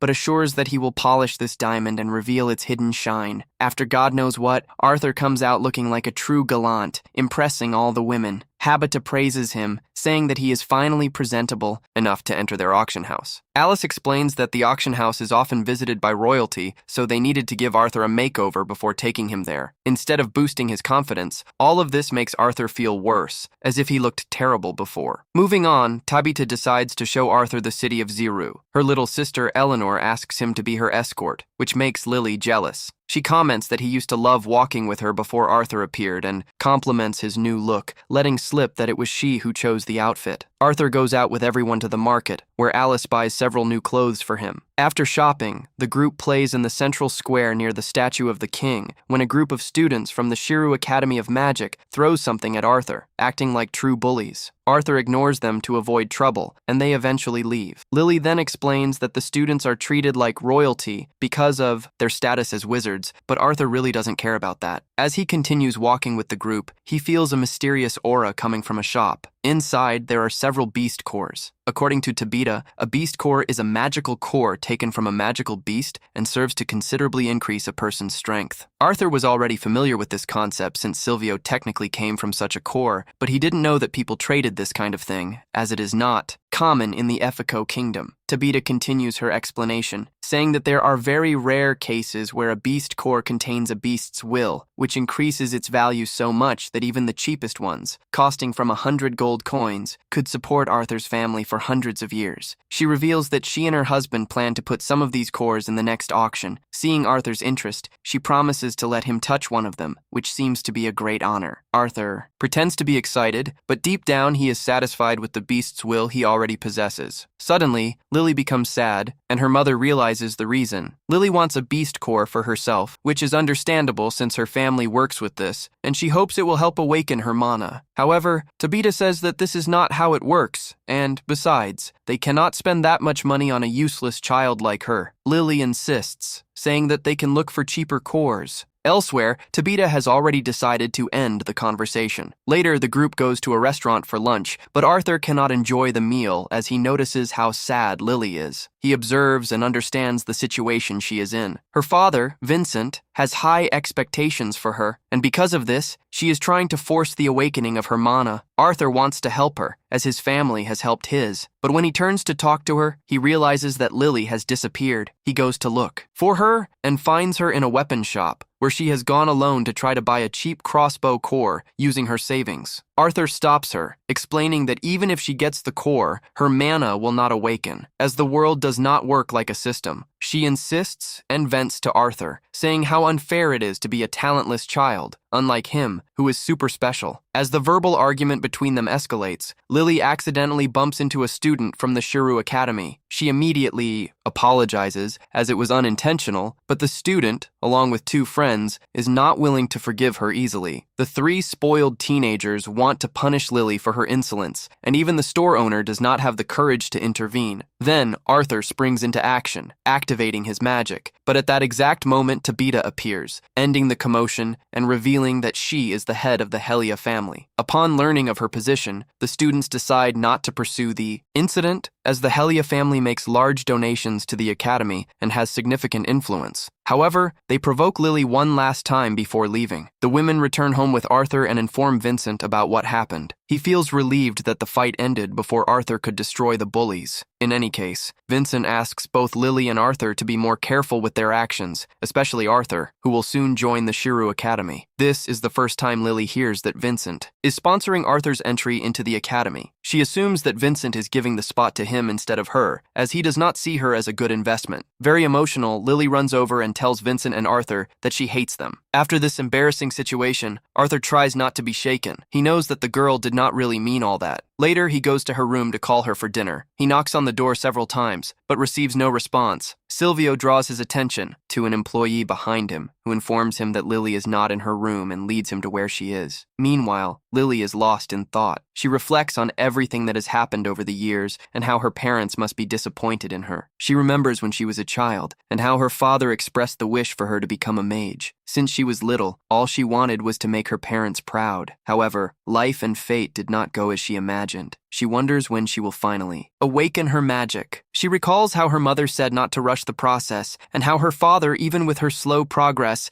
never lost hope and said he had made several donations to the academy, ensuring that no matter when she awakened, she would be accepted. Hearing her father say the same words to a boy who arrived days ago breaks her heart. She feels like a failure. To make matters worse, the students at the academy said that she would only be able to get a manicure with money, which only reinforces her feeling of being a child with all the resources, but not knowing how to use them. Then, Arthur shows up and tries to pull her out of those thoughts. He says that her parents are worried about her. He feels guilty, thinking that he is part of the reason for her sadness, considers apologizing but holds back. Even if it were sincere, it would seem false, especially since he knows he hasn't done anything wrong. Fortunately, Lily recognizes her mistake and it's she who apologizes. She says she didn't want to hurt him, that she always felt bad for not being able to awaken her magic, and when he arrived with such extraordinary abilities, she felt even more left behind. To make matters worse, it seems that all of her father's attention has been on Arthur since his arrival. Arthur denies it, and as he touches her face, she lights up. He understands what she feels, the feeling of being left behind. He talks about where he learned magic, from a girl he met and how she treated him. He shows the bellflower she wove for him, and Lily thinks it's beautiful too. He explains that Vincent is just excited, and that's why he trusts her so much. Arthur knows that motivational words are not enough. If he wants to help her, he needs to do something real. He asks if she wants to learn magic, and she says yes. He realizes that, regardless of what Vincent feels, she will always think her father only wants her to become a maid. Later, Lily's parents find out that she left home and are worried about the reason. Lily confronts Arthur and reveals that he sent her to the place where he learned magic. Vincent gets furious. Even if Arthur had good intentions, he should have asked for consent before making such a decision. Arthur explains that it was Lily's desire. If the parents had gotten involved, she might have given up. Now he hands over the letter she left. Lily apologizes for feeling useless, says she knows she is good for nothing at the moment, so she will learn to become a mage, and no matter how long it takes, she will awaken her magic. Before leaving, Vincent falls to his knees, realizing his mistake. He has passed on to his daughter the idea that only by becoming a mage could she make the family proud, and now she feels that she is useless without it. He cries, saying that even if she doesn't awaken her magical power, she is still his precious daughter and will always be useful to them. Upon hearing this, Arthur calls out Lily's name and asks if she can hear. Vincent leaves and reveals that it was all a joke. She didn't go anywhere. Arthur had done this just so she could understand how much she is worth to her parents. She apologizes for playing such an expensive joke, but Arthur takes the blame since he was the one who started it all. He said he knows how sad it is for a parent to lose a child. He remembers how his parents felt when he disappeared and promises not to play with that anymore. He just wanted to prove his point. Vincent realizes he was too excited about the idea of his daughter being a mage and wonders why he thinks it is so easy. If it were that easy, why isn't he a mage too? He apologizes to Arthur for trying to send the girl to the academy, even after just reuniting with her parents. He goes to his daughter, hugs her together with Tabita, and tells her that no matter what happens, she is his daughter and he doesn't need her to go to the academy anymore. She smiles and says that she still wishes to be a mage,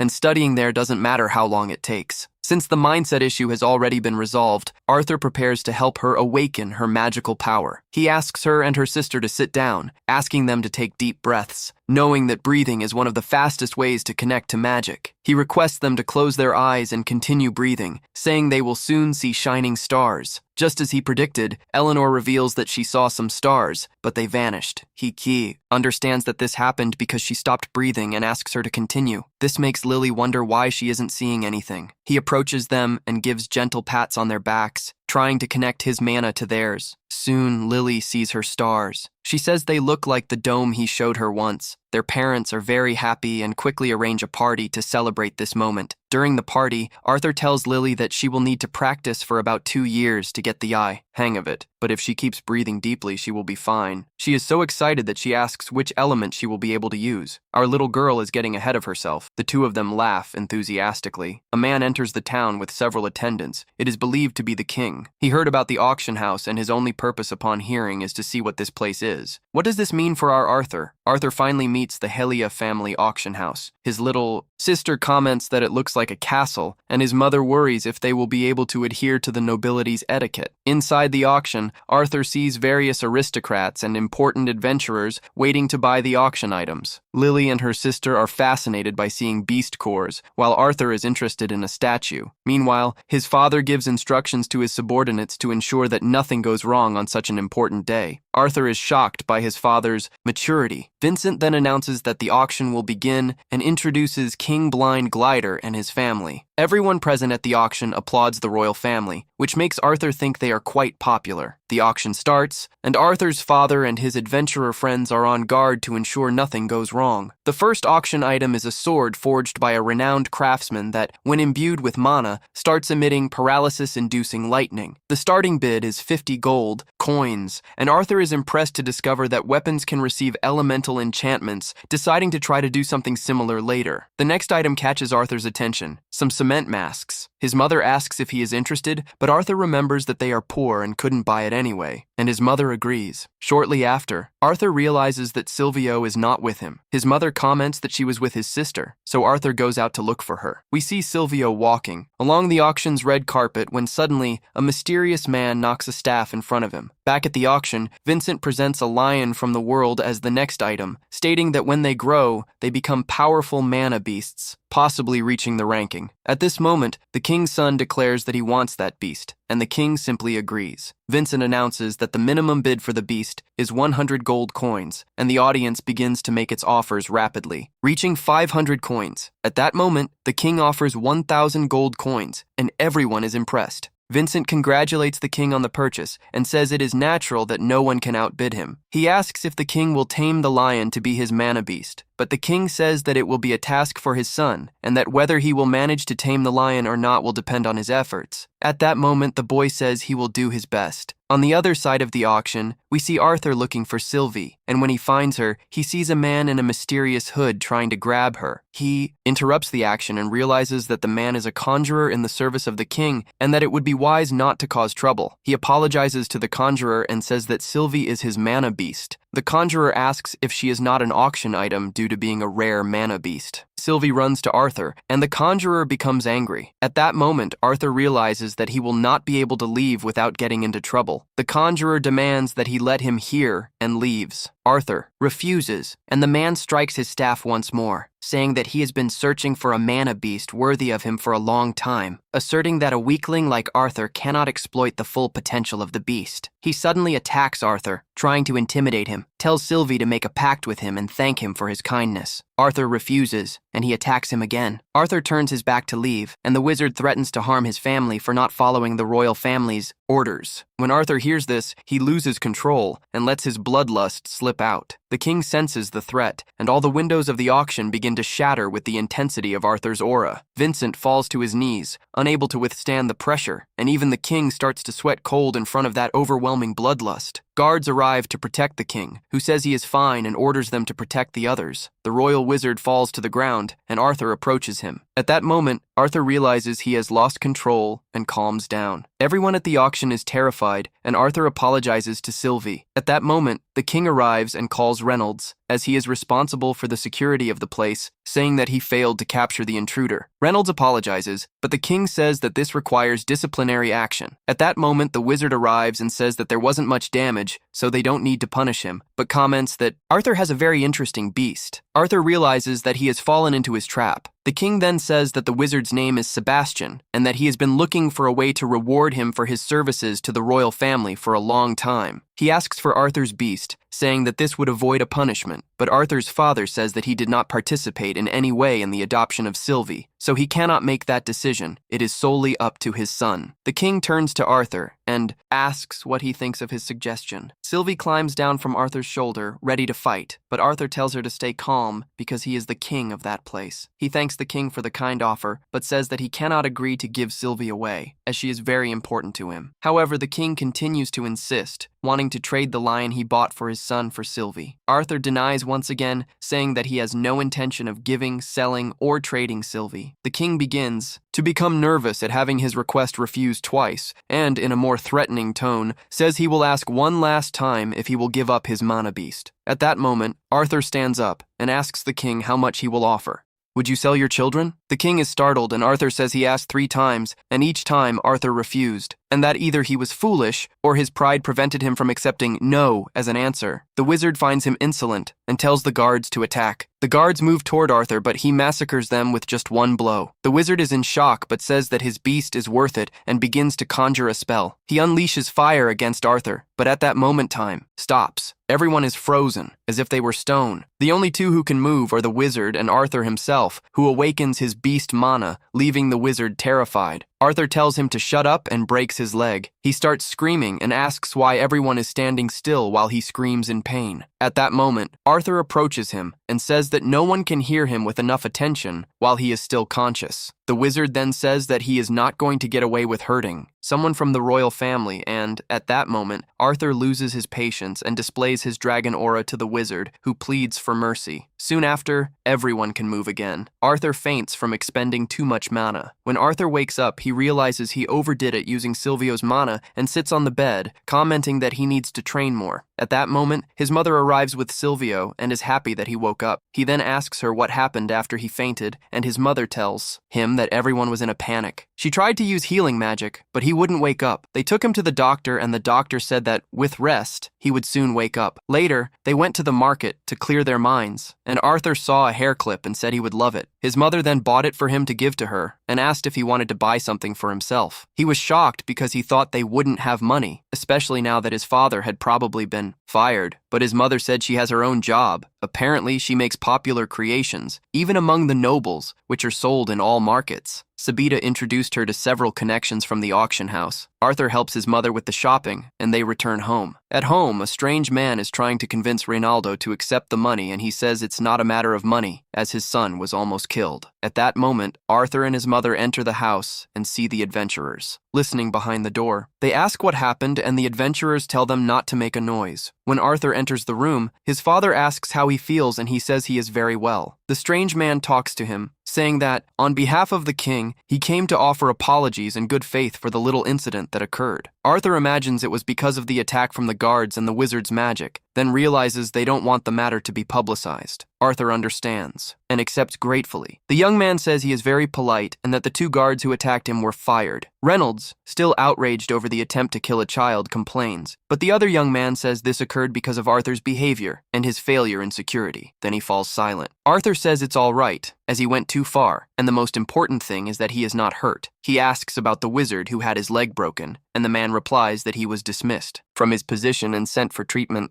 As soon as he woke up, he said that Arthur broke his leg, and the king thought he was crazy. He determined that the mana of the 2 soldiers who attacked Arthur was reflected and broke his leg. The king lamented the incident, and, for that reason, offered this demonstration of goodwill. He said that Arthur is incredibly talented, but that Reynolds must teach him good manners, as not everyone is as patient as the king. With that, he hands Arthur the bag of money, and Arthur is confused. But his father says that it was he who almost died, and for that reason, should keep the money and use it as he sees fit. Praising the attack he made on the guards, when he is alone in the room, he remembers that he is still just a child and has no power to challenge a nation. The next day, he goes to what appears to be a school, and several students are carrying their mana crossbows on their shoulders. He is with Sylvie. At that moment, an owl stops in front of him and then flies away. Arthur runs after it, but bumps into an old woman with white hair who says she has been waiting for him. Arthur goes goes to the Magic Academy, but not to enroll. Instead, he runs into the forest around the campus, where the headmistress is waiting for him after Vincent arranged a meeting between them. Arthur really wants to take advantage of this chance, since the headmistress has total control over the academy, and her influence in the politics of the country rivals that of the royal family itself. The headmistress is also pleased to see Arthur, as she has heard many good things about him from Vincent and wants to verify personally if he is really as strong as they say. Arthur declares that he is ready, and the lady uses her magic to create a barrier that prevents them from being detected. She is already impressed when Arthur remains unshaken, even with the absurd amount of mana used. But in fact, Arthur is just hiding his surprise. He decides to show only a small fraction of his power, enough to grab her attention. First, he uses wind magic to lift some stones from the ground and throw them at the headmistress. However, she simply stops them with earth magic and shatters them easily. Arthur is shocked, but decides to try with other elements since his wind magic is the weakest at the moment. He attacks with earth magic from all sides at once, but the lady dodges everything using wind magic. Then, Arthur decides to show his hand-to-hand combat skills and rushes at her after, strengthening his body with magic. However, the old woman easily pushes him away with a gust of wind. When Arthur falls to the ground, he realizes he has been defeated, but fortunately, that was enough to impress the headmistress. She says that Arthur seems to overestimate his abilities, but acknowledges that he is strong and skillful. She proposes a final test before accepting him as a student. Arthur needs to remain conscious after her next attack. Headmistress Minto casts a powerful spell that makes Arthur feel like his head is being split in half. Even so, he manages to hold on until the end of the magic, and the headmistress declares that he passed the test. She says she would like to accept him as her personal student to teach him everything she knows. However, as Arthur continues to stare at her in silence, she asks what he really wants to say, since he wouldn't have needed to go there and displayed his abilities for nothing. Arthur replies that she has the authority and power he needs to protect his family.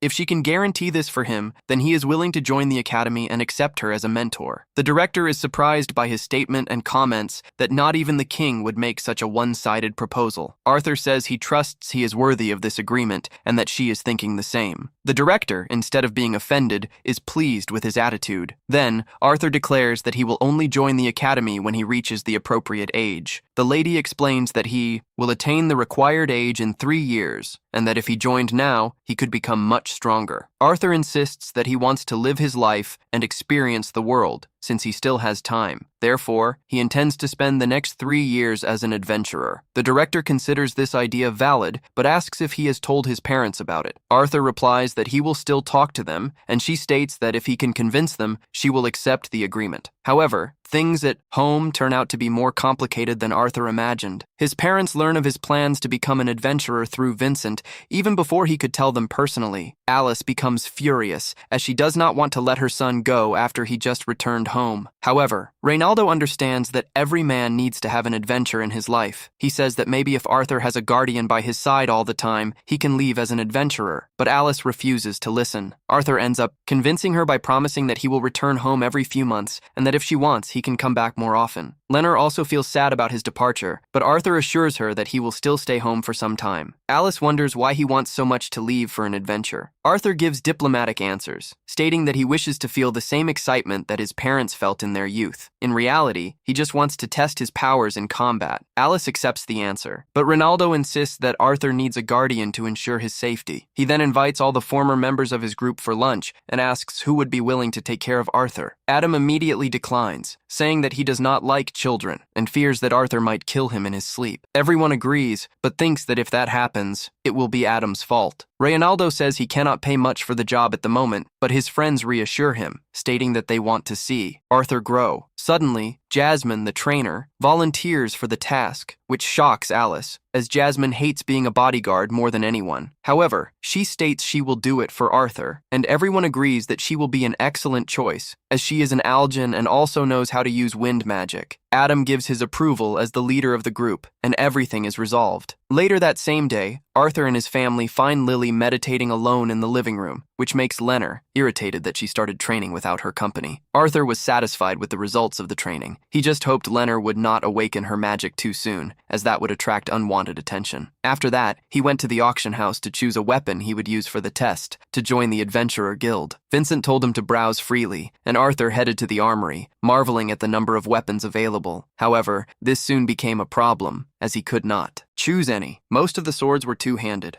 Even the ones that were one-handed were still too big for him. However, Silvio soon found something special. At first, Arthur thought it was a bar of iron stuck under a table, but when he pulled it, he realized it was too heavy to be just iron. He soon understood it was a sword, but he couldn't draw it normally, so he decided to use his physical enhancement skills to succeed. When he channeled his magic through the weapon, strange words appeared before his eyes, and finally, he managed to pull out the magnificent sword made of translucent crystal. Arthur found the sword a little too heavy to control well, but it was so sharp that he managed to cut through a barrel with a single blow. He noticed something engraved on the blade, but he couldn't understand what it was. Suddenly, the sword emitted a shock that made him drop it. When he picked it up again, it was much lighter. He realized that even the length of the blade had changed to fit his small body. Now he could wield it with ease. Arthur was surprised, as he had never heard of a weapon adjusting to its user. At that moment, Ronaldo and Vincent came looking for him, as he had been in the armory for too long. Arthur panicked and asked for a minute, quickly grabbing any common sword, and told his father and Vincent that he wanted that sword. Ronaldo did some tests before approving it. Vincent also saw no problem, but noticed the second sword at Arthur's waist. The boy panicked, but quickly composed himself and said he had found a heavy and sturdy bar, perfect for training. Vincent didn't remember having anything like that in the warehouse, but his assistant commented on a crazy old man who had thrown that iron bar at him, saying that there was no one suitable to use it. They said they tried to take it for evaluation, but no one could figure anything out and asked if they should look for a better evaluator. Arthur did not want to part with the sword at all, so he immediately put his childhood charm into practice to convince Vincent to let him take the stick. Vincent completely fell for it, saying that Arthur could keep it since they weren't even planning to sell it. Arthur was thrilled, but Ronaldo began to suspect that Vincent might be getting tricked. After that, Arthur returned to live a normal routine with his family, completing his chore list while training to become an adventurer. Soon he turned 9 years old, and a small birthday party was organized. Everyone brought special gifts to help him on his journey as an adventurer. Ronaldo and Alice gave him a glove with magical stones containing healing spells that Alice herself had sealed so he could heal himself in case of injuries. Vincent gave him a ring that worked as a sensor. If Arthur was in danger, it would trigger an alarm and alert Alice. Ada and the members of his old team gifted Arthur a sound scroll that would allow him to send messages home and receive replies. Arthur thanked everyone for the gifts and promised that he would become the best adventurer they had ever seen. Alice hugged him, saying that he didn't need to be rich or successful, he just needed to come back safely. Later that night, Arthur packed his backpack to begin his journey, reflecting on how he needed to be stronger than he was in his past life to protect his family and friends. Then he went down the stairs and found his whole family. Waiting for him, they said their emotional goodbyes, wishing good luck. With that, Arthur set off on his journey alongside Jasmine. First, Arthur and Jasmine go to the Adventurers Guild to register Arthur as a new adventurer. Jasmine, being a veteran adventurer, personally assures the guild receptionist of Arthur's abilities and demands that he be allowed to take the ranking evaluation test. Naturally, she does not mention Arthur's true name, as he is wearing a mask, probably to hide his true identity from the world. Arthur fills out the application form, and then the two of them, along with the receptionist, head to the next room for the next step in the process. While walking, Arthur keeps his hand over the mask to ensure that no one sees his face, and explains to us that he is doing this because he does not want the royal family to discover his powers. The receptionist takes them to the guildmaster's office, Caspian, who expresses concern about conducting the test. Caspian explains that all aspiring adventurers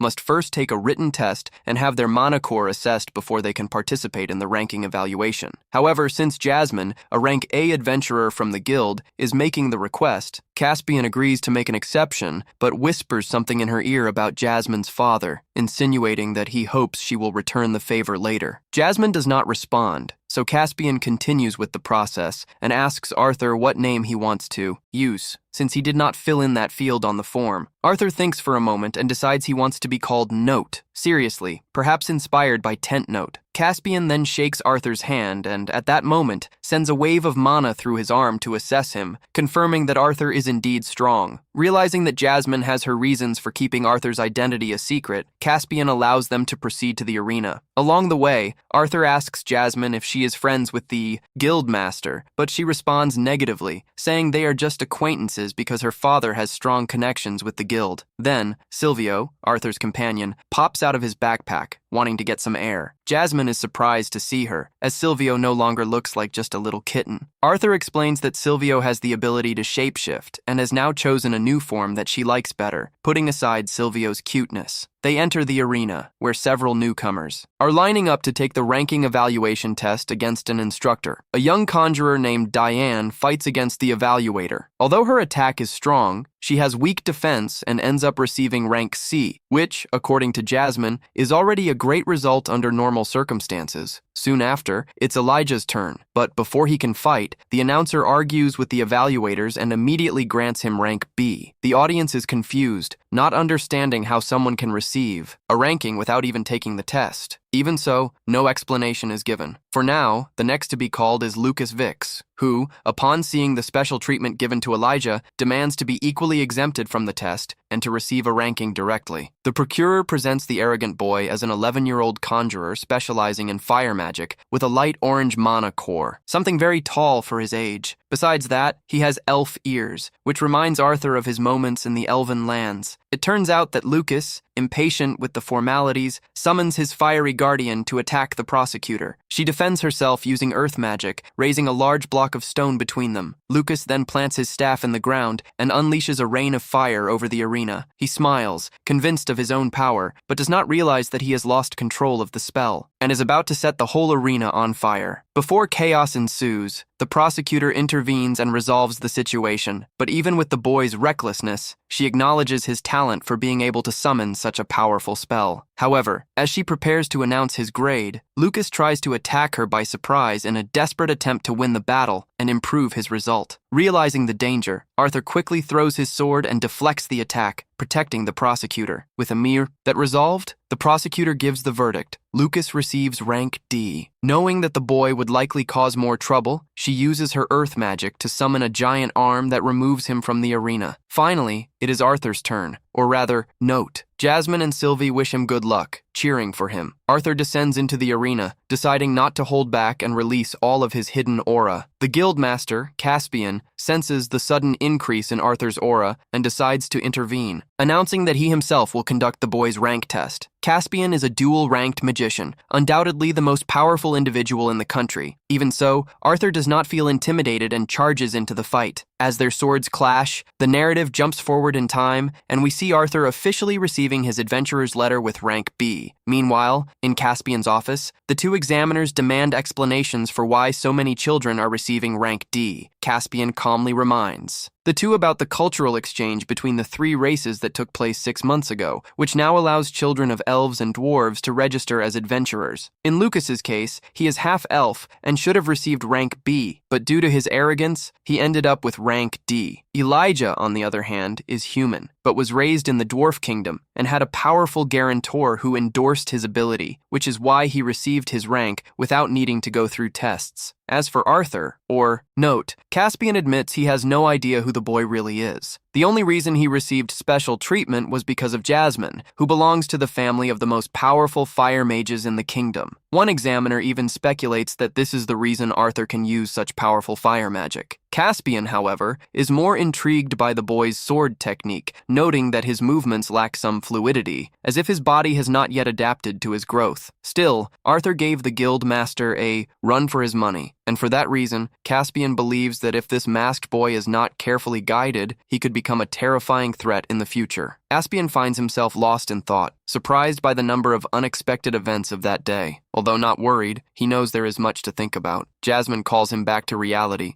Noticing that he is distracted, he replies that everything is fine and there is nothing to worry about. Reflecting on everything, Arthur feels that he has become so accustomed to this world that everything he knew in his previous life no longer matters and is not even used by him. Now, he and Jasmine walk through the area and find Elijah, who approaches not to greet them, but to scold Arthur for interfering in Lucas's attack. Despite this, she admits that if Arthur had done nothing, she herself would have acted to stop Lucas. While they talk, Lucas sees them and feels excluded for being gathered without him, and shouts asking why they are having a meeting without inviting him. Arthur responds that there is no reason to invite someone who broke the rules. Furious, Lucas confronts Arthur and grabs him by the clothes, demanding a fight. Arthur could face him right there, but he realizes that they are already attracting attention. Some adult adventurers watch the scene, wondering why these children are acting like children. Arthur notices the gazes around and backs off, warning Lucas that they are being watched and that rumors are already circulating. Lucas then lets him go. They disperse, and as there is nothing else to do, Jasmine proposes that they take a walk. Arthur asks where to, and Jasmine quickly suggests a destination, leading them there. With a leap, they arrive at an area for beast passage, but the place is empty. Jasmine explains that it was recently cleaned and now serves as a training ground for novice adventurers, where items for quests can also be collected. To Arthur, training in an empty place seems like a waste of time. However, Jasmine says they are going to another place and that the walk will be long. She runs off, and Arthur has difficulty catching up with her, admitting he was wrong. He never thought Jasmine would be such a good runner. He realizes he made several judgment errors that day and feels that something is wrong. He recalls the fight against Caspian and how he noticed that the guildmaster was gradually increasing his speed, trying to force Arthur to reveal his ace. When he used his magic, Arthur made a miscalculation and ended up losing, hearing from Caspian that he shouldn't be arrogant. Then he wonders where exactly he went wrong, but there is no time to think too much, as a large monster appears right in front of them. Shocked, they watch as the creature devours a living person. Jasmine immediately warns that they need to run.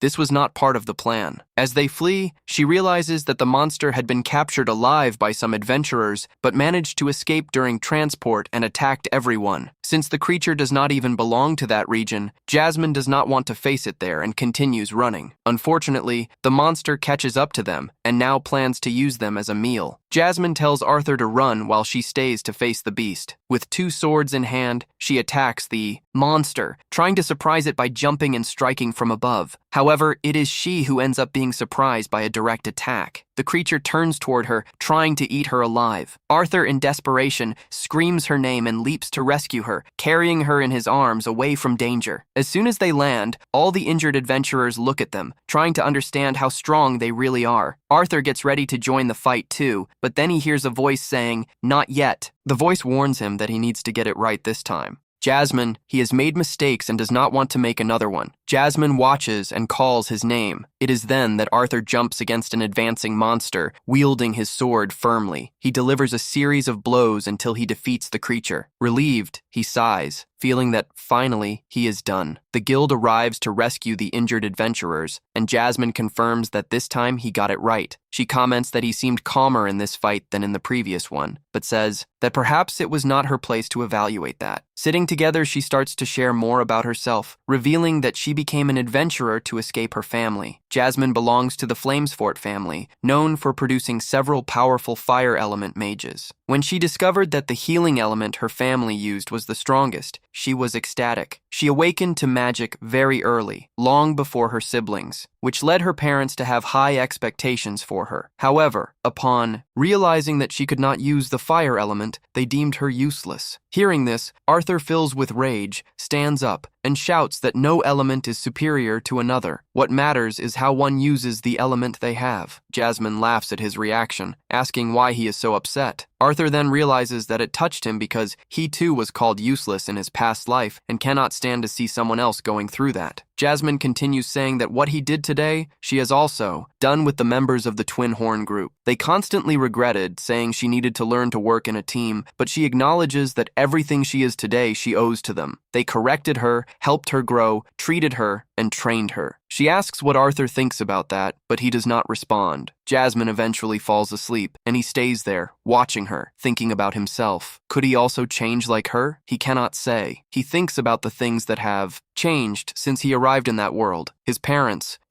friends he met, Teichi, Elenera, and so many others. Perhaps, just perhaps, he could also change. Meanwhile, elsewhere, Teichi watches Arthur through a magical glass. Without permission, she looks away when she sees him with a woman and tries to touch him through the glass, but cannot. Infuriated, she complains that he is always with women. He turns to see her and asks why she did that. Realizing her jealousy, he suggests that if she is envious of Arthur exploring new experiences, she should also do the same. Thus, he hands her a book which she eagerly takes to distract herself and occupy her time. 2 years pass. Arthur continues his travels and adventures alongside Jasmine. His fame has now spread throughout the city. Some men comment on his strength and confirm that he is Jasmine's travel partner, the masked swordsman. Arthur is sitting on the rooftop when Jasmine appears and calls him to come down. He obeys, and together, they set off for another mission. They make a formidable duo. When they arrive at the mission site, Jasmine instructs them to inform the guild that they lost contact with a village near the Buzias pasture and that they will investigate the reason. Then, she asks Note what the mission's priority is, and he responds that it is to survive. Next, she inquires what to do if they encounter hostile beasts. He says that is not part of the job, so they can simply ignore it. Satisfied with the answers, Jasmine affirms that he is approved. Shortly after, Note communicates telepathically with Sylvie and asks what she will do. She replies that she will be training nearby, and if they need her, they just have to call. As soon as Sylvie moves away, Jasmine and Note head towards the mission area, and on the way, she asks if he noticed anything strange. Note observes that there are many footprints leading towards the village, but almost none returning. Realizing the danger, they use wind magic to reach the location faster. Upon arrival, they find a frightening scene with no sign of the residents. They begin to suspect an attack by beasts. Suddenly, they spot ice crystals scattered around, and as they approach, they realize that there are frozen people inside them. Shortly after, they find a child still alive and ask what happened, but she says she doesn't know, as she was in the forest gathering Rusco. Note suspects it is the work of a beast, and Jasmine confirms, but she also notices something strange about the girl. As they look closer, they notice something stuck to her leg, and suddenly, the girl is violently pulled towards the creature. Note tries to move forward to save her, but Jasmine stops him, telling him not to act impulsively. The beast then freezes the girl in front of them. With no alternative, Jasmine orders an immediate retreat. Meanwhile, in a mysterious room, two hooded figures discuss a possible alliance between humans and dwarves, which is undesirable for them. The older woman uses magic, revealing the image of Note, Jasmine, and other adventurers, and the man comments that he thought the mission would be boring, but now it is becoming interesting. Back in the field, Note asks what that creature was, and Jasmine explains that it is an arachne, one of the 5 beasts she hates facing the most. He asks if she has fought one before, and she replies that yes, 5 times, but she only won once,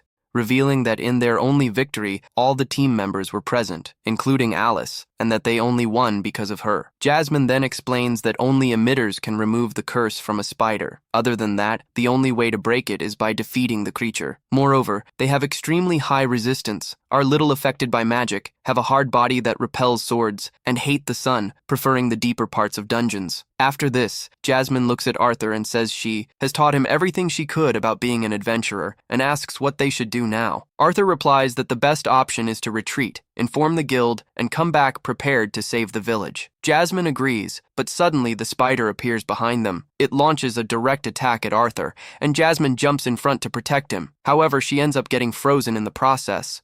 The creature slowly advances toward Arthur, who at that moment begins to remember everything he has lost: his parents, his fellow adventurers, and even Sylvie. The spider then attacks Arthur, who manages to defend himself with his sword, and then it shoots several webs in his direction, but he repels them all with precision, while remembering that in his past life, he was a king known as the most powerful, someone who won battles with a single sword stroke. Then he advances and drives his blade into the creature's neck, but cannot pierce it, dodging quickly from a counterattack and delivering several successive blows. However, the spider continues to resist, trying to attack him again, but Arthur dodges and realizes that just physical attacks won't be enough. He then envelops his sword in flames and attacks once more, finally managing to injure it. For a moment, he believes he has won, but the creature reacts immediately, forcing him to retreat. Realizing then that fighting only with magic won't be easy either, he decides to change tactics and uses earth magic to try to lift it from the ground and hit its head. However, the wound regenerates quickly. Still, the damage was enough to irritate it, causing it to charge at him fiercely. At that moment, Arthur drives his sword into the spider's head and questions if it has ever been attacked with magic from the inside out.